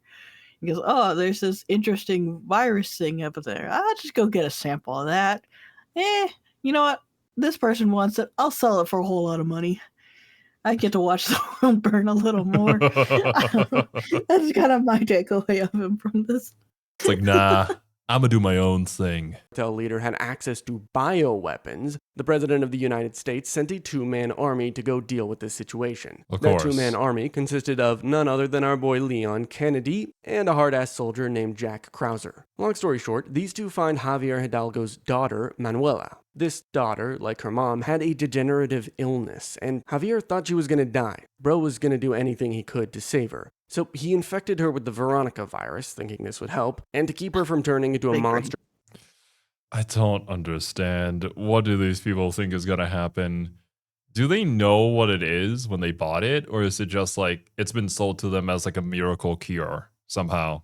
I mean, he just said like that to prevent her from turning into a monster, so he knew that was gonna happen. I guess it's kind of like, well, I've recently been learning about Soul Calibur. In there, it has this weapon called the Soul Edge, which is basically evil incarnate. It has kind of gained its own sentience from all the bloodshed that it's seen throughout the years, that it wants more. But everybody is like, what if I just got that and like I used it for good because I'm built different? That's probably the same thing that's happening here, where it went wrong there, but we have it under control here. Beyond recognition, he had been constantly doing organ transplants on her. But where did he get the organs he was replacing hers with? Oh, none other than countless random women he kidnapped. Leon and Krauser find this guy. He lets himself get bored by a giant zombie plant so that he can become a big old meat monster. And Leon and Krauser have a final showdown with the guy. Manuela helps finish him off with some kind of fire ability, but she's not looking too good. As the three evac by helicopter, she straight up glows out of existence. I'm sorry, what? What? I'm not feeling so good. Man, she got the sparkly dramatic ending version of the virus. That is crazy. Up till this point in the video, there's never been anybody who's gone out like that due to the virus. The virus mutates you into a horrible being, and you become an absolute mess until you are absolutely destroyed, completely annihilated. Not sparkle dust, but you know, I guess if you could choose that way to go out, I'd probably choose it rather than the latter or the former. But yeah. In retrospect, Leon and Krauser's South American adventure isn't all that important right now, but it's going to come into play later, trust me. Plus, it's Leon's lore, and Leon is important in 9, so I thought it needed to be mentioned, especially as it shows the consequences of Code Veronica. But with all this injustice, you're probably feeling like we need an actual successful mission by now. At least I do, and that's why we're finally going to get to talk about the fall of Umbrella. It's 2003, 5 years since Umbrella's actions led to Raccoon City getting deleted from the map. Unfazed by how fucking despicable they were, they had a rather important base of operations all the way in Russia. Here, they were working on a new BOW, codenamed Talos. They planned to sell this new weapon off to poverty-stricken nations, because they thought it would be fun, I guess. But see, their plans were about to be foiled. A biohazard containment unit was on their way to the Russian facility on rumors that Umbrella was making some crazy shit there. This unit had none other than our two baddies, Chris and Jill, and they were hungry for revenge. Heading down into an elevator, taking them deep within the facility, Chris and Jill proceed to a weird circular room where this Russian dude named Sergei Vladimir, classic Russian, basically tells them over the speakers that they have to fight the Talos BOW. According to Sergei, it's controlled by Umbrella's Red Queen AI that he had yoinked from Spencer's facilities before the place got self-destructed many years ago. Needless to say, Jill and Chris destroy Talos pretty easily. From the control room, Wesker, who had orchestrated the biocontainment unit actually finding this Umbrella base in the first place, confronts Sergei. And the conversation pretty much goes along the lines of this. My AI girlfriend over there is real, I'm telling you. She and I have a lot in common. That thing only tells you what you want to hear. Also, wow, you need to get some bitches on your dick. We are not done! Kind of hungry. Wesker yoinks a copy of the Umbrella data for himself before promptly deleting their entire cloud network, and just like that, Umbrella is dissolved. What the fuck, Wesker? Is he good? Is he bad? Wesker's on Wesker's team. That's what I'm saying. Like, genuinely, he orchestrated them finding this facility so that they'd come in and stop him, but more so distract him so that Wesker could actually get the job done and get whatever he needed to get done himself. Bro is just in the background manipulating this giant corporation and all the people trying to fight against it. All at the hands of Albert Wesker, no less. Bro was just playing 4D chess. While many of the events we just covered are explained in the two Nintendo Wii side games, the Resident Evil Umbrella Chronicles and the Dark Side Chronicles, it's at this point that the story takes us back to the mainline games. And not just any. Chronologically, the next game to cover is the fan favorite Resident Evil 4, which thrusts Leon Kennedy into one of his most dangerous missions yet. The third wheel? Allow me to set the stage. It's 2004, and guess what? The president's daughter, Ashley Graham, has been kidnapped by a cult-like gang known as Los Illuminados. Can't stand her. She's infuriating. The only thing I know about Ashley is how much she loves to run in front of you when you're trying to shoot something or throw an I would axe. say she is 75% of the reason I never finished 4. Located somewhere in Spain, Leon heads to the area to find and rescue her, as directed by the president's agency that he works for. These two cops drive Leon to the area, but they stop, and one gets out to go for a piss. He doesn't return. Leon goes looking for him, and he finds him, but, well, he's fucking dead. Leon's ambushed by some kind of zombie villager guy that you can assume killed the police officer, and from there, Leon progresses into the remote village, where he finds the other officer being burned at the stake. Oh. Yum. Leon alerts the This is horde one of my insane- other complaints about 4. Those are the zombies. You're just fighting Spanish people the entire game, and then a boss pops out of nowhere. But it's like, Well, why do they not? I mean, zombies, they come in many shapes and forms, but ultimately they're all human. No, actually, they only came in a couple, and you fight the same sub boss like 300 times. Well, what I mean is, in general, not in specifically this game, is what I'm talking about. I think they were trying to go for something different from their previous games and not just have, like, the dead-looking zombies. But yeah, I think it's a matter of preference. I went into this game, I think, with too high of expectations because everyone talked about how great 4 was, and I didn't like anything in it. Let it be known that Serby dislikes this game. I think they didn't make it clear enough. That being said, though, apologize. Yeah. To be fair, I didn't finish it. Maybe the ending is so phenomenal that it makes up for all the things that I disliked about it. But if you like the game a lot, then we're not here to bash you and what you like. That's never our intention. Not at all. This is just my our personal opinions. opinion of it. Yeah. And I have no opinions on this because I didn't play it. I just see some funny videos of Ashley running into the line of fire for no reason. Villagers, but before he gets absolutely skull-fucked, a bell rings out, and they kind of just get lobotomized. The zombies stop attacking Leon and instead head towards the source of the bell, a nearby church. Ada did this, by the way, because she wants to fuck Leon. Later, Leon finds a man tied up in a basement when he's suddenly attacked by this huge village chief who quickly overpowers Leon and injects him with some kind of bug virus. It's at this point that I need to explain this whole bug virus thing and where it originated from because it's super important in RE4 and 5. I'll make this brief because, again, I'm not trying to waste your time here. Back many centuries prior to 2004, this region of Spain faced a horrifying conflict. Some people ended up getting infected by this bug parasite species called the Las Plagas. When a person gets infected with a plaga, they become what's known as a ganado, which basically means livestock. It was also at this time that there was an emerging governing family called the Salazars, who'd risen to power. After crusading against any infected ganado people in the region, the Salazars banished the ganado into a cave system. The Salazars then built a castle on top of these caves to keep the plaga sealed forever. But the subsequent peace did not last. Many years later, a descendant of the Ganados who were sealed in the caves, Osmond Sadler, found out what happened to his ancestors. He discovered the Plagas and decided to make a cult called Los Illuminados, which means the Enlightened Ones. From here, Sadler cozied up to Ramon Salazar, the then descendant governor of the castle, who also just so happened to be a really sick and twisted individual. I didn't get far enough to see whoever the fuck this person is. What? Yeah, there's a lot of lore here, apparently. We're all caught up with the whole last I plug. mean, I heard a lot of the stupid bugs, but I didn't see this funny person in the castle.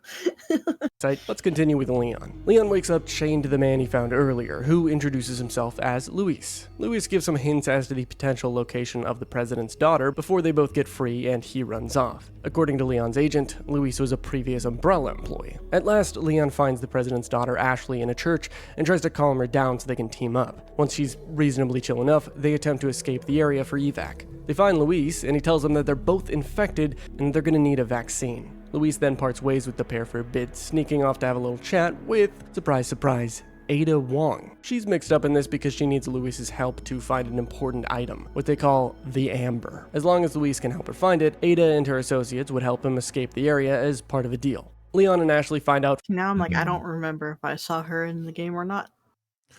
Well, I don't know. from my understanding, wasn't there like a DLC where you specifically play as Ada for the Resident Evil 4 remake? So it might have been from that side. No idea. Yeah. Ada. I also just have a terrible memory, so she could have showed up and I don't remember. Yeah, that's true. You are indeed fish. We know this. That being said, though, I'm going to assume Ada is always going to be that person who shows up and just works for whoever is paying the most, while slightly harboring some personal feelings and maybe doing a few things here and there to help out.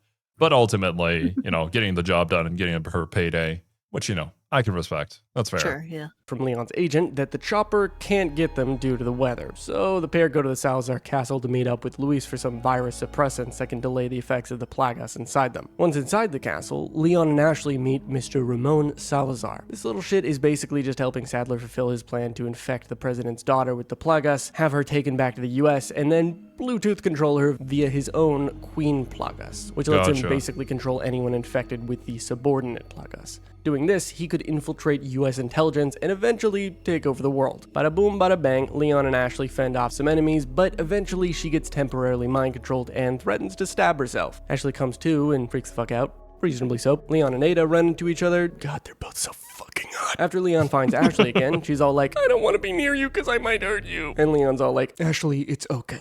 You're like 9. Fast forward, Ashley and them. I mean, yeah, fair enough, Leon.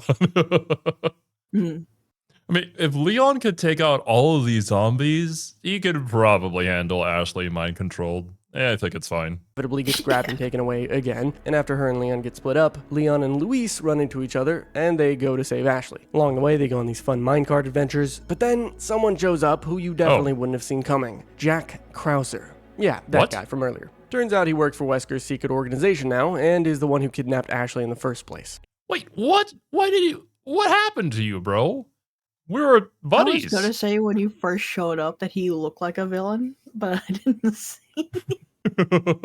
I mean, yeah, I didn't want to say that though, because it's like he's a big, tough guy who works secretly for the government. He probably has to do some shady stuff, so it's probably just like, good character design to suggest that.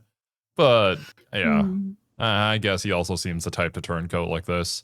I wonder what Wesker offered him. Probably like double whatever the government was paying, I'd assume. Money. Yeah. He's also the one holding her hostage currently. Bro kills Luis, big L, and Leon chases after Krauser and Ashley on a rescue and revenge mission. Ramon Salazar tries to stop Leon, but bro is having fucking none of it. You slaughter the 3-foot meat-morphing fuck and chase after Krauser and Ashley to an island off the coast, which Ada shows up to help you with. On this island, you find some abominations, naturally having been created by Umbrella, such as this thing. I was the real fool. That's nice. You save Ashley, but then... I wasn't even playing. I was expecting it. It's still surprising. What was that thing? Oh, it's a gnarly looking dude. You just He kind of looks he's kinda like... friend-shaped, though. I kind of like him. He kind of reminds me of like the regenerative mold zombies that we fought in Resident Evil 7 in like the basement when we were playing as Chris. Yeah. Similar-ish form, kind of the same color, but I don't think this guy is mold. I think this guy is definitely bug. You save Ashley, but then she gets unsaved because Sadler's a cunt, and Leon and Krauser have a little showdown. You know, for the longest time, before I knew anything about Resident Evil, I always thought that Krauser's form here was one of Wesker's forms. If you played 5, you could probably imagine why. Anyway, Leon kills Krauser. And I can definitely understand. It looks kind of similar. It wouldn't been mistaken. It's easily mistakable as Wesker. Krauser saves Ashley with the help of Ada, and the two of them burst into Louise's umbrella lab thanks to the key he gave you before he died. Then they use his super sophisticated anti-Plagas torture device to rid themselves of their parasites. Ada is unfortunately captured by Sadler before she can make it to the lab. Leon naturally rescues Ada, and the two of them team up to bring Sadler down. Ada escapes on her helicopter with the Amber. She promptly yoinks from Leon, but then we get another self-destruct sequence. Leon and Ashley sailed away on a jet ski as the island is about to self-destruct, and it's honestly really sweet. Ada then radios her employer and asks him what he's going to do with the Amber, and it's revealed that her employer is Albert frickin' Wesker. Hey, she works for whoever pays the most. And Wesker's got that money. He probably got that money from selling the Veronica in the first place, right? Code Veronica. He explains that billions are going to die for the betterment of a few. And Ada, having heard that, points her gun at the pilot and orders him to change course. I don't think she's down for Wesker's whole destroying most of humanity thing. I can respect that, you know? She works for the highest bidder, but still has a set of morals. Yeah. Mainly because how would she survive and make her back? RE4 is a fan favorite, mainly because the original was super campy and ridiculous compared to the more muted and mature remake. And while RE4 is one of the most well-known RE games, maybe that's where why the story takes, because I played the remake. Yeah, maybe the remake just didn't capture the same magic that the original had. And once again, it's probably a product of, at the time, there were a lot of games that were like this in this genre, but then this came out and it was different. And it felt fun, campy, and people like Leon. Like, it's hard not to. Yeah, I can see that. He's just funny, and he's cool.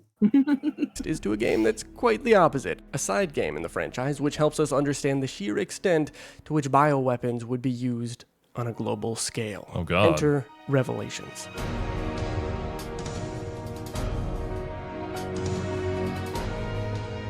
Around the early 2000s, a group of researchers were paid to develop a bioweapon using a virus codenamed Malakota found in certain local deep-sea fish in the Kermadec Trench. Samples of the virus were collected and combined with the existing T-virus to create a marine virus of unspeakable destructive potential. It could destroy the world's oceanic ecosystem. But moving away from top-secret shit to stuff in the public. I love them. What did you say? Discord cut you out there. Look at the little guys. I love them. The little fishies eating each other and probably everything that they get their mouth on. Oh, goodness. Little angry fishes. Around this time, we focus on a new city, an 11-year-long project to build the world's first fully solar-powered city off the Mediterranean coast. The city was concluded and named Terra Grigia, though it might as well have just been named Fruitiger Arrow the City. In 2004, it was targeted by a terrorist organization called Veltro, and the city was overrun by BOWs, despite the efforts of an anti-bioterrorism organization called the Federal Bioterrorism Commission, or FBC. Unbeknownst to the public, the FBC secretly orchestrated the entire attack on Terra Grigia to use as a controlled experiment where they would test the recently created bioweapon, which we now call the T-Abyss virus. T-Abyss virus, yeah, okay. And these people... Oh, these zombies do look like the undersea fish. I guess it makes sense because they got it from the deep sea. Yeah. I like them. So is this one of the CGI movies, I think? Just like judging from the animations and whatnot. The same one, codenamed Malakota, that I just mentioned. The FBC, being a piece of shit organization, is important because in the game itself, you play as members of a different organization called the Bioterrorism Security Assessment Alliance. Oh, the BSAA! Oh. Yeah, we've heard they were... Was that someone in 1 7 or 8 was mentioned BSAA? In 8, the BSAA were the dudes who weren't a part of Chris's team going in on the helicopters, sending in like the infected soldiers to try and take down Miranda or capture Miranda. And absolutely failing. I knew that came up, yeah. Yeah. Alliance or BSAA. You are sent to investigate the FBC because they're really sus. You play as returning characters like Jill and Chris, and the new characters introduced in Revelations like Parker Luciani and Keith Lumley. The events of the game are convoluted as hell because it constantly switches characters and geographic. Yeah, it is indeed a game. I thought it was one of the movies finally, but no, it's probably just a CGI cutscene. Just the cutscenes, yeah. locations, so allow me to save you the trouble by giving you the TLDR. Pair A, Jill and Parker, are sent to investigate a cruise ship suspected of belonging to Veltro. Pair B, Chris and this woman named Jessica, are sent to some snowy mountains in Europe to investigate an airstrip suspected of being taken over by Veltro. Pair A got false information that Pair B was on the ship, which is called the Queen Zenobia, by the way. And Pair A then gets captured by a mysterious soldier while aboard the ship. Pair B finds out and goes to save them, while Pair C, dipshits Keith and Quint, go to the mountains to get more info. Pair B gets to the ship, but finds out they're actually on a decoy, a second ship that This is so like Zeroscape. Convoluted 999.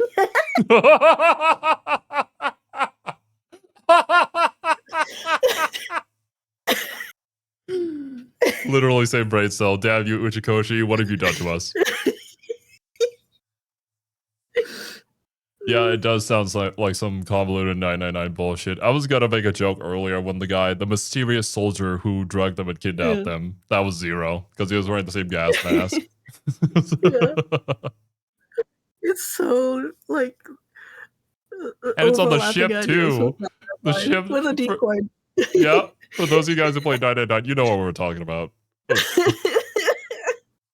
That's basically the same thing as the first ship, this one being called the Queen Semiramis. All the while, it's revealed the leader of the FBC, the secretly evil organization, is this guy named Morgan Lansdale. But funny enough, Lansdale wasn't even the one orchestrating this confusing plot, because actually it's your own leader at the BSAA who is dragging these different teams around to different places to confuse his own teams and himself, all so that he can actually confuse his true enemy, Lansdale. After all, to confuse your enemy, you must first confuse yourself. Also, there was allegedly a mole in the team, so he was trying to root that out as well. Okay, that makes more sense. Good job, dude. But still, quite the convoluted way to go about it. The game ends when Jill and Chris dive to a third ship, which is sunk deep in the ocean. Yes, there was a third Queen ship, this one being called Queen Dido. They get a secret hard drive in it with enough shit incriminating Lansdale to ruin Bro's entire existence. The hard drive contains the video evidence of Lansdale hiring Veltro to disperse the virus into Terra Grigia in the first place. So Bro gets locked up, the BSA basically becomes the new FBC and absorbs a lot of its resources, and all the good guys live happily ever after, mostly. Also, this Ronald McDonald looking man is named Raymond. He's a very strange face. I just thought I'd share that fact. Continuing on with the story, we move right into the first CGI movie, Degeneration. Later in the year, after the events of Revelations, still 2005, we're in an airport, catching up with Claire. After everything she went through in Code Veronica, she joined an organization called TerraSave, which has possibly the worst motto you could fathom for a human rights group. Because tear doesn't have to end with a risk.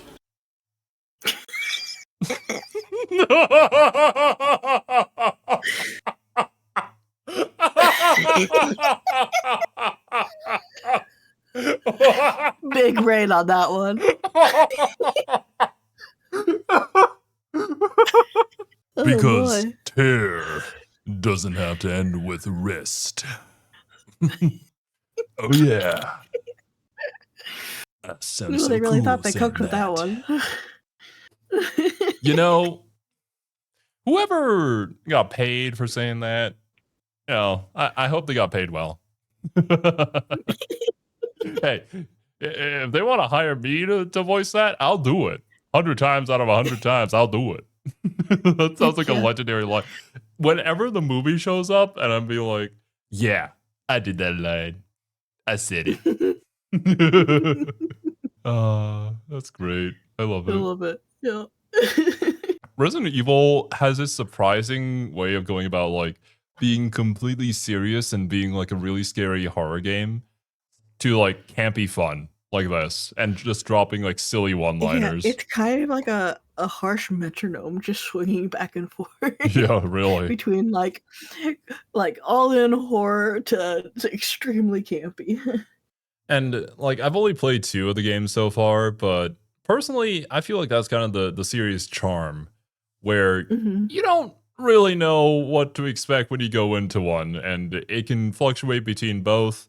And I think they're enjoyable in their own way. That's probably why, like, Also, one of my favorite just running gags was just them going out of their way to never show Ethan's face. yeah, they tried so hard. There wasn't really any reason to, And it's not like he's supposed to be a self-insert protagonist, but Well, he was the first person protagonist, so you didn't see his face when you played with him. yeah, I guess so. So But then when like you're even in not playing with him, cutscenes, you can't see his face. That's Tear doesn't have to end with wrist? What the fuck? After Umbrella was dissolved, a new pharmaceutical company called Will Pharma emerged and basically just took their place. One of Will Pharma's scientists, who was an ex-Umbrella employee, Frederick Downing, was trying to sell viruses on the black market to foreign countries, and this was going to have major consequences. why do we trust anybody from Umbrella to work in a new pharmaceutical company to work on probably the same thing under our noses? I mean, that's just kind of Big Pharma in a nutshell, isn't it? A whole bunch of different things, just all under one big, like, money sign. I guess so. It's really unfortunate how there's so many like a corporate or political parties that have different names and are supposed to be competing against each other, but underneath the hood, yeah, they're all the same thing. They're all working together. But like, just for legal loophole reasons, we're gonna be different. Anyway, Claire is just chilling in this airport when zombies suddenly come out of nowhere and a huge plane crashes into the building. The airport is quarantined and Leon shows up to rescue this fuck-ass Senator Ron Davis, who's one of the few remaining survivors alongside Claire. Leon and the gang save the airport survivors, and Claire and Leon team up to investigate Will Pharma at one of their facilities. This guy named Curtis Miller, who doesn't work for Will Pharma, is trying to destroy the company because he wants to show the world how evil they are. He's actually mad-based and hates corruption, and is just trying to reveal the government's cover-up of Will. You know what? I respect it. Fair enough, man. You looked really intense when we first saw you, but hey, I respect the grind. Pharma's bioterrorism. However, his plans are foiled because Will Pharma uses Curtis as a scapegoat for the zombie plane incident. In an act of desperation to get his message out, he ends up injecting himself with the G virus, thinking the world would be like, yo, Will Pharma's evil. But Claire and Leon just kill him, so no revolution, I guess. Then the facility explodes, so... Original. This is original. Finally, Leon, Claire, and Curtis Miller's sister, who was also in this movie, helped to apprehend Frederick Downing for his evilness, and guess what? The cycle repeats. Another big bad organization called Tricell comes in and buys out Will Pharma, cleaning up the failed company's mess for Tricell's own future plan. So, as you said, that's just Big Pharma. Oh boy. You can never really put it down. Speaking of Tricell's future plans, that takes us right up to RE5. Do you remember the BSAA? Well, they're quick to act following the events of Revelations, and they send out operatives all over the world to places suspected of creating bioweapons. In 2006, the year after Leon and Claire's fun little Will Pharma incident, Chris and Jill are tasked to head into our old friend Spencer E. Oswell's new, and namely not blown up, estate. But it turns out Albert Wesker got there before them and actually killed the now old and decrepit Spencer, because why not? Jill tackles Wesker out a window, and they're both presumed dead. 3 years later, in 2009, Chris is sent to the West African city of Kijuju. There have been reports or rumors of a virus in this region. He meets a fellow operative, Sheva Alomar there, a fellow BSAA member who's familiar with the area. Chris is feeling emotional about not having Jill as his partner, but Chris and Sheva get acquainted and start making progress. While searching the town, their butcher informant tells them to look for a man named Irving, who has info on a possible bioweapon called Ouroboros. The butcher helps the pair gear up and sends them on their way. This Ouroboros virus is different in how it affects zombie victims. The Ouroboros zombies are smarter, able to hold weapons, and they can force non-infected to eat their multivirus gummies or whatever the fuck this thing is. Wait a second, that looks like the Las Plagas from RE4. Chris and Sheva continue on their way. Their butcher informant. I guess so, but what I thought of it was like the monster cells that they had all the heroes eat in One Punch Man Season 1 in order to become monsters. That looks like that. Perishes, RIP, and the pair is aided by occasional aerial backup as they continue on their mission. The duo finds many dead BSA soldiers on their way as they slaughter the infected locals. Trapped in a motor vehicle ambush, it's not looking good for Chris and Sheva. Holy shit, fucking zombies on motorcycles. It's right up there with card games on motorcycles. Oh, man, nothing's quite to the level of card games on motorcycles. You can't get cooler than that. Especially when you summoned the Earthbound Immortal Coco Pacapoo.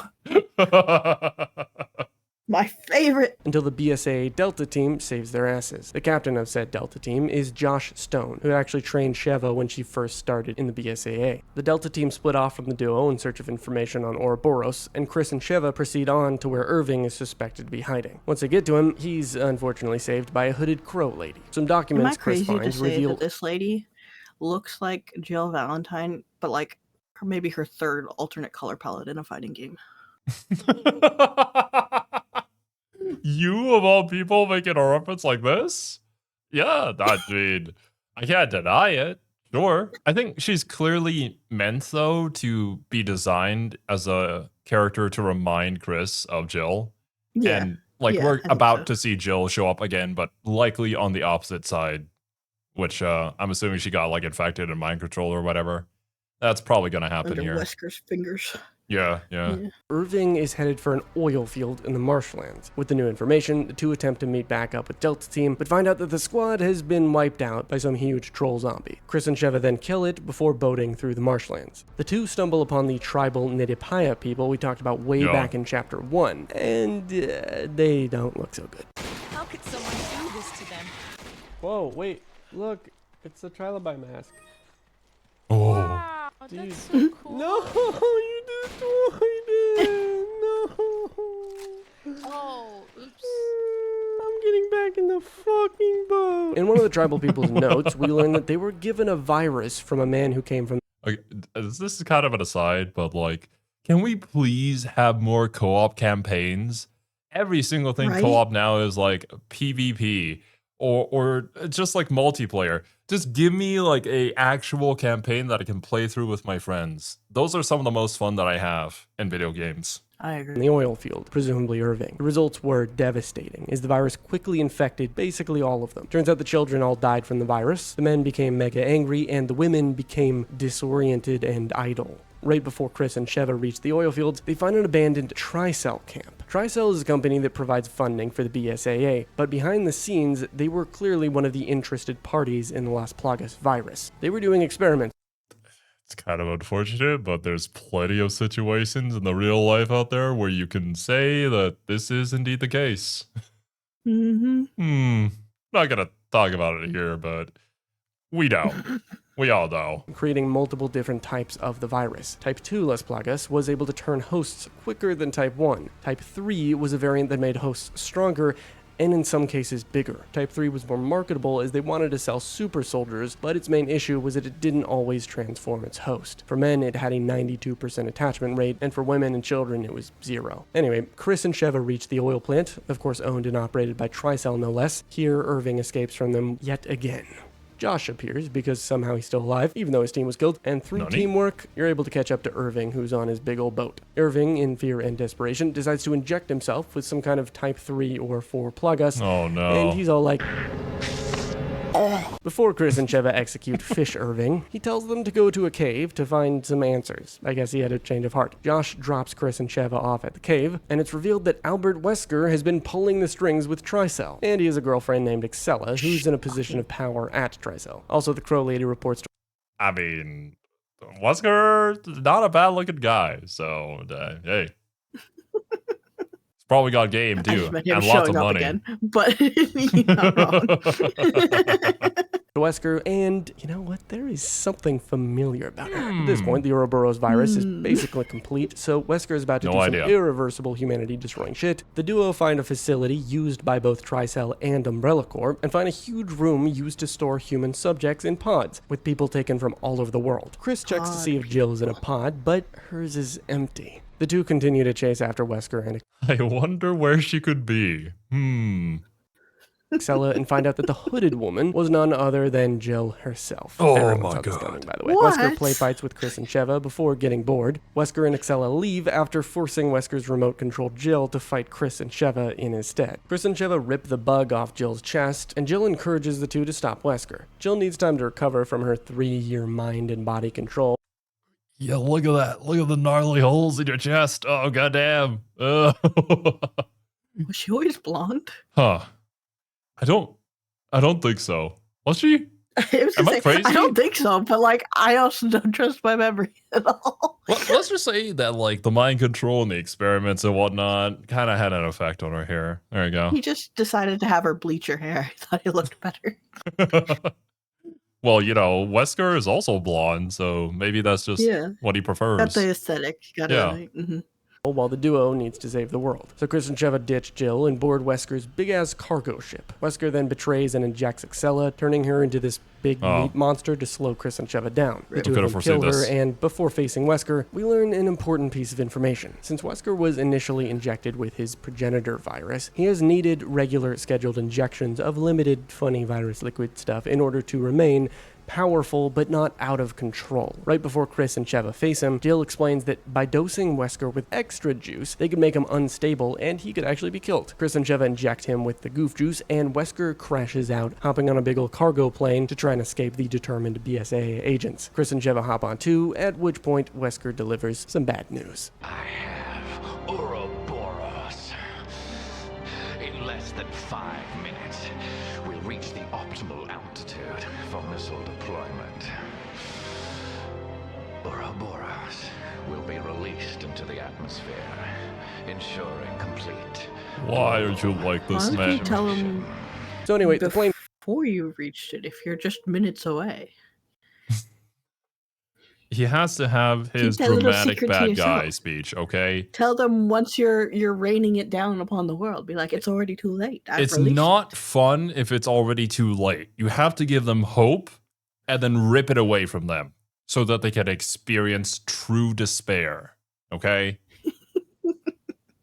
Right. crashes Yeah, sure. in a volcano. Everyone miraculously Crashed into a volcano. Oh, What is boy. JoJo's Part 2? survives, and Chris has a realistic go. demonstration of strength.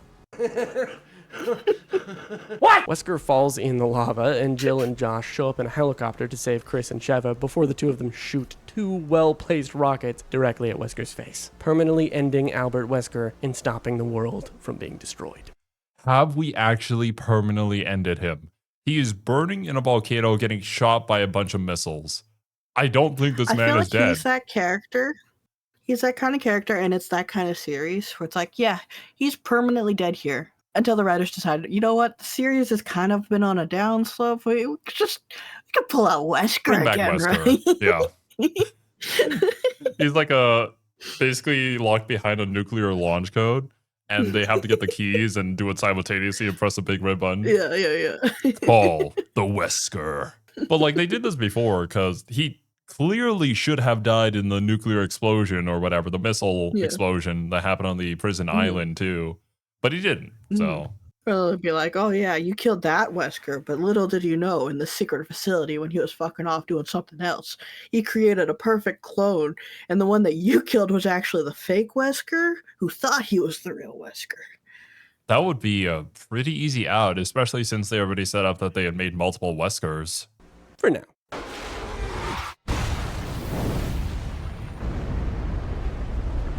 What the group doesn't know, however, is that they haven't finished off all of the Weskers. There's still another one that someone... Never mind. It already happened. We were here talking about how in the future they're going to bring back Wesker. Never mind. Bit early. Yeah.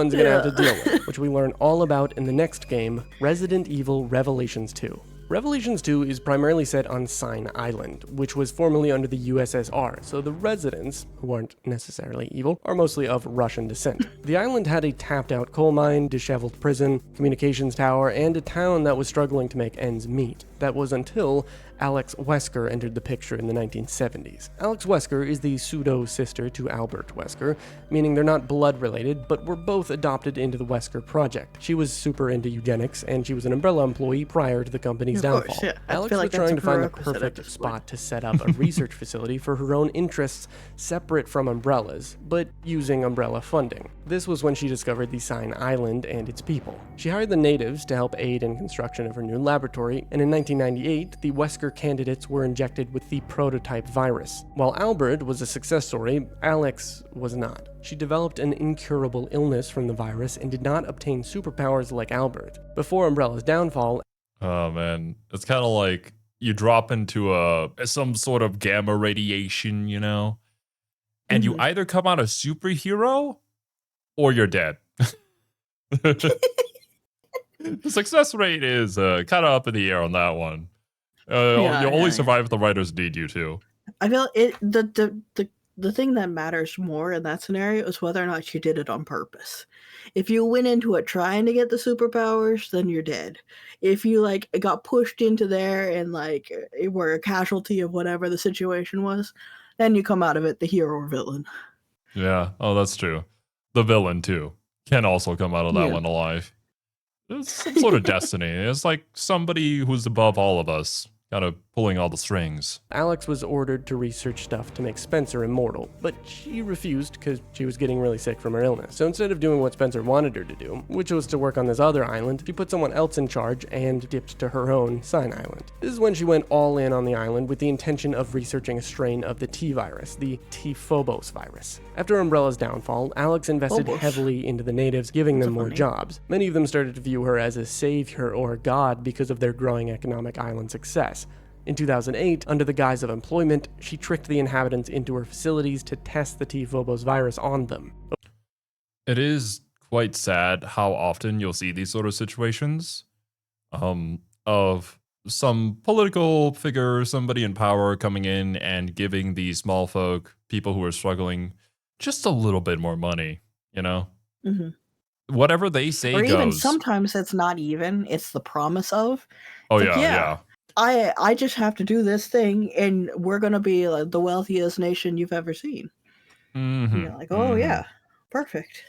Yeah, several examples of that happening here in Thailand, and I'm sure all over the world experiencing the exact same thing. That's universal politics. Yep. Over time, the number of villagers dwindled as infection and zombiness became rampant on the island. By 2010, an updated virus was in place that reduced the chance of killing the host and reduced the chance of immunity, but test subjects were failing. See, this virus and the mutations that occur are activated by the biological fear response in the body. So when people got too scared, they would become mutants instead of being superhuman hosts. Alex needed more candidates for her research and was running out of time and options until she met Neil Fisher. Neil was the leader of TerraSave, but he secretly aligned with the beliefs of the now imprisoned Morgan Lansdale, who believed radical action had to happen to ensure the world's stability in the face of bioterrorism. Alex and Neil came to an agreement. He would supply her with test subjects from his own company in exchange for a sample of the Ouroboros virus. He wanted to use the sample to make a vaccine to make the Took me a second to get that joke.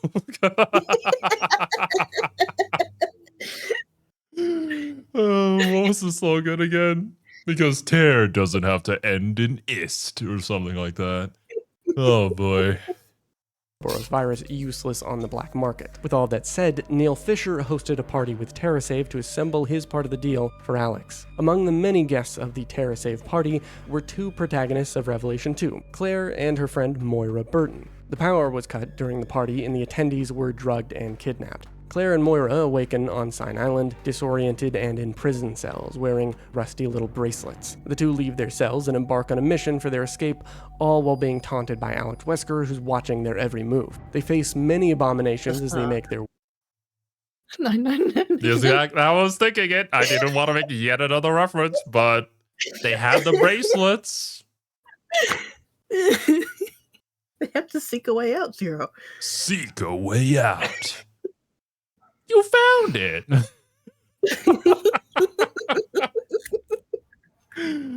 If you're new to the channel and have no idea what we're talking about, we're sorry. No, we're not. We'll reference Zero Escape and either Omnipod every chance we can get. We're just a bunch of weirdos like that. Don't mind us. Way to a radio tower. It's here that Moira sends out a distress signal calling for help. Fortunately or not, Claire and Moira aren't the only ones from TerraSave on the island. The two women find Gabe and Pedro, and they all team up to work towards their escape. Gabe attempts to fix a helicopter until the group is ambushed by infected, killing Pedro in the process and rendering Gabe missing. Claire and Moira are facing death when Neil appears and saves them. Claire and Moira didn't know he's a traitor though, so they're just relieved. The two get split up from Neil as they progress through the island, and then they find Natalia, this scared little girl. She's all alone, and she's wearing the same bracelet as them. Only Natalia's is solid red. They Moira's have able to calmly...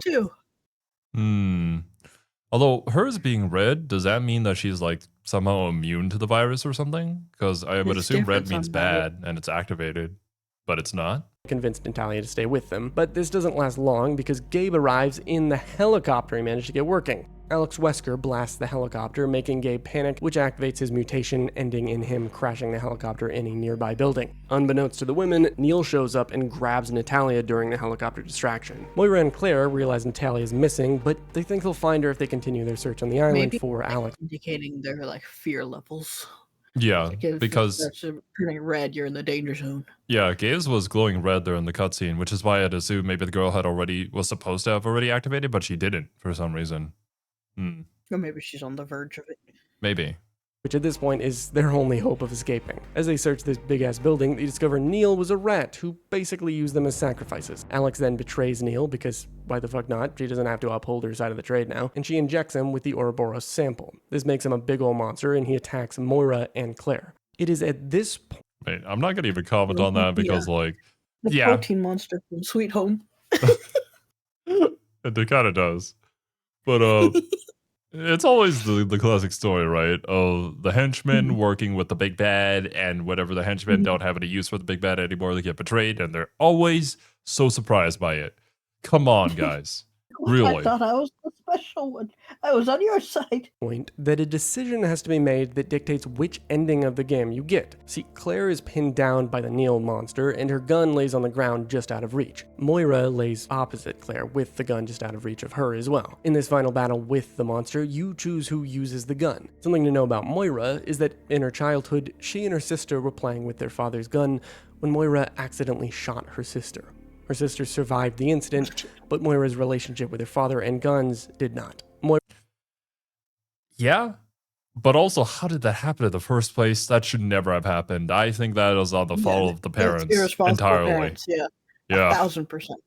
God, but like that would fuck up like a kid forever, especially somebody that they love and care for got hurt because of them. Moira this entire game has adamantly refused to touch or use guns, sticking to flashlights and her trusty crowbar. If Claire uses the gun, the Neil monster dies, and we cut to Alex watching over them. She remarks that she has what she needs, and we pan to Natalia, who's hooked up to some machinery. The two women continue up the building and get face to face with Alex. She lore dumps everything that you now know, and then blasts her fucking brains out after setting the building up for self-destruction. Moira and Claire have to escape the crumbling building, but in the process, Moira gets trapped under falling rubble and isn't able to get out. Claire has to abandon Moira, and she dumps out of the building into the sea. Shit. Now back to the decision, right? If Moira uses the gun... if you're playing co-op?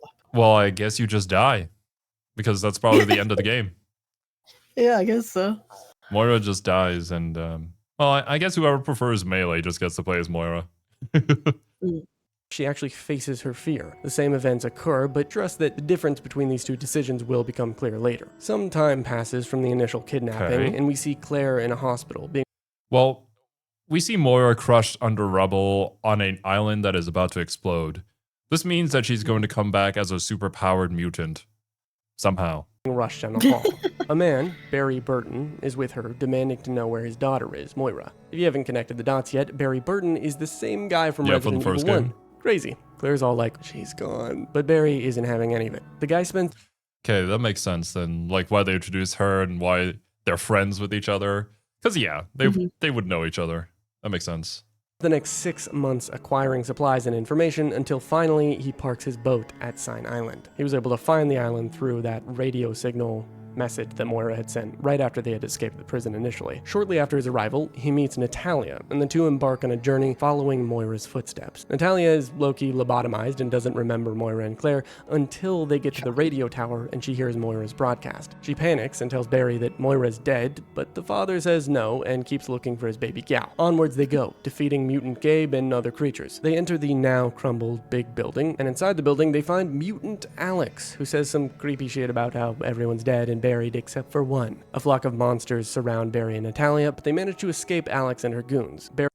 So wait, from my understanding then, if Moira isn't the one who shoots, then the game just ends there and we don't get this whole second half of playing as the father and the kid? That's insane then if you don't realize that. I mean, it's kind of like fucking 7 if you pick Zoe. I guess so. Barry and Natalia continue to traverse the island, now attempting to escape Alex and goons, while still maybe in search of Moira's remains. They eventually make their way into an underground laboratory where they face Alex yet again. And when you think you might kill her and the end is in sight, mutant Alex grabs hold of Natalia. Natalia was chosen by Alex long ago to be the body and new host for Alex's mind. Experiments have been underway to upload Alex's memories into the little girl. It helps also that Natalia's body is free from the illness and mutations that Alex's body has experienced over so many years. Also, Natalia's mind was strong enough to be the new host for Alex. However, at this point, Alex is so twisted with her mutated brain that she hates Natalia and thinks that she's not the true Alex and is a fake. So mutant Alex wants Natalia dead. This is where the decision from earlier comes into play. If Claire used the gun to kill Neil, then your ending is this. Natalia is crushed by mutant Alex, and she appears to be dead, until Natalia wakes up with red mutant eyes. Natalia breaks Alex's arm off and rips her heart out from her chest. Mutant Alex is dead. And Barry's all like, Natalia? The girl laughs, tells him to call her Alex, and Barry threatens to kill Natalia, but is incapable. She then just walks off, laughing to herself. In case it wasn't obvious, that is the bad ending. Luckily, there's another ending. If Moira was the one to gun down Neil, then your ending is this. Natalia is being crushed, but suddenly, mutant Alex is shot ruthlessly until Natalia is free from her clutches. Natalia and Barry are stunned and look to see Moira. She's alive and brave enough to wield a gun now. She's also rocking a red bracelet, so it's safe to say that she's mutated and is superhuman in some capacity. The three run from mutant Alex as the bullets only stunned her temporarily. The group then run outside to the cliff's edge when a helicopter appears with a sniper-wielding Claire. Natalia and Moira climb in the chopper while Barry fights on the ground with mutant Alex. The battle ends with Claire shooting a rocket into the monster's face. A fitting rocket into monster's face. We haven't seen that one before. Love it though. It's like a Resident Evil staple then, I would assume. This is just what is the franchise. Point, yeah. It defines it. End for a Wesker. The gang leaves the island and Barry adopts Natalia into the Burton family. There is one final cutscene that shows Natalia talking to herself that kind of, implies that Natalia has split personalities and Alex is somewhere in there. Will the consequences of this ever show up later in the franchise? Who knows? I just don't trust tiny girls anymore in Resident Evil. There have been too many instances of it so far. You know, I kind of just don't trust tiny girls in general. But playing through Revelations 2 was some of the most fun I've had playing a Resident Evil game. I think the writers and game developers really hit their stride with this one, but when you look back at some of their other content, namely what comes next in chronological order in the whole Resident Evil story, it's quite a lot more sloppy, to put it lightly. I will take over your research. In my honest opinion, the later Resident Evil movies, as well as RE6, which all came out around 2012, give or take a few years, had a distinct level of tackiness to their stories. Okay. I know RE6 isn't very good, but I still also know that several people in my comment sections, as well as Cashew, have been like, Zero, when Leo gets to RE6, you have to play co-op with him. You just have to. It's going to be so hilarious. So, I can see. Maybe in the future, that might happen. We'll see. We'll see whenever Leo gets to RE6. But, hey, any game playing with friends could be fun, even if it's not the greatest game out there. As the writers were trying to figure out how to make things bigger and better, they failed to ask the question of whether any of their ideas to do so were going to be genuinely interesting developments for the franchise. I'm going to give you a brief idea of Damnation, RE6, Vendetta, and the surprisingly recently released Death Island, which were all so focused on patting themselves on the back for their established characters that they just got a bit lost in the sauce with the repetitious stuff they continued to put them through, a lot of which being pretty divorced from the original plot involving Miranda, Spencer, Umbrella, and so on. In contrast, the recent Resident Evil 9 Requiem does an amazing job at storytelling that it makes these more questionable areas of the franchise really stand out. With that said, I'm going to move through the... It's happy to... Yeah. My brain is messed up. I might be infected with a virus right now, but anyways, I'm happy to hear that. I just hope he doesn't go into too much more detail, just in case. Yeah, I know. That's what I'm sitting there too. Yeah. The whole video, I've kind of been like on the edge of my seat, like ready to say, pause, Zero, pause. We're 1 hour and 13 minutes in. We still haven't gotten any spoilers for 9, so I think we're in the clear for now. We'll see. I feel like the closer we get to it, the more I'm like on it. Yeah, right. I'm going to move through these in as straightforward a way as I can to keep you from bleeding out of every orifice by the sheer density of information. Damnation is a movie set in a fictional Slavic nation, mostly centering around Leon in the year 2011. We get some lore exposition about the collapse of the Soviet Union and a fictional country called the Eastern Slav Republic declaring their independence. Unfortunately, oligarchs came to power and there was a massive divide between the wealthy and poor, which resulted in a brutal civil war. Eventually, the first ever female president of the ESR granted a ceasefire between the two. That was until she found out that there was some oil beneath the rebel-held land. This reignited the conflict in the name of fighting terrorism. In February of 2011, there were rumors that monsters had joined the fight, so Leon was dispatched to investigate if BOWs were being used in the conflict. Throughout the film, Leon tries to stop both sides from fighting, but sides with the rebels. The rebels utilize the Las Plagas virus, which gets basically all of them killed by the end, except for this one guy named Buddy. The ESR, on the other hand, uses tyrants, leading to this scene. Come on, don't be shy. The movie ends...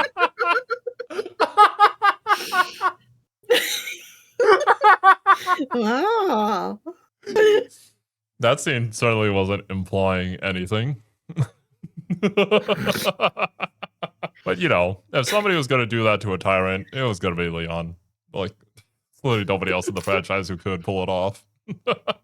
The movie ends when Leon helps the US and Russia calm the civil war and the evil ESR president lady resigns. GG. A year later, in 2012, this is when RE6 begins, and holy mother of God is this story complex. The game follows 4 campaigns explaining the events that happen over the course of 6 months from December 2012 to the summer of 2013. You play as Chris, Leon, and Ada, as well as a new character to the franchise, Jake Muller, who was later revealed to be Albert Wesker's son. Also, characters like Sherry Birkin make a return, all grown up. Overall, the characters in this game go through endless misery while they try to stop this group called Neo Umbrella. Leon has to kill the zombified president of the United States. Ada has to navigate the fact that a clone of her was running around doing evil shit. Jake has to come to terms with the fact that he's Wesker's son. And Chris has to make no fucking sense as a character. I say this because he becomes absolutely enraged for most of the game after clone Ada kills his squad mates, but then after Leon gives him a pep talk, he completely 180s and is suddenly no longer mad. Probably he was able to calm down just at the thought of Leon fucking his sister. All in all, the bad guys die, and the only real consequence of 6 is that it leads into Vendetta, the next CGI movie. In 2014, former CIA operative dude Glenn Arias decides to become a weapons dealer.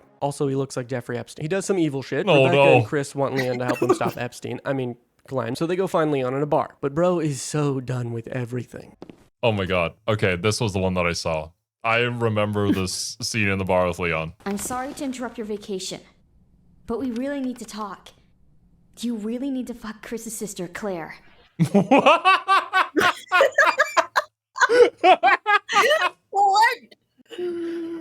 Actual, true, not dubbed over. Definitely in the movie.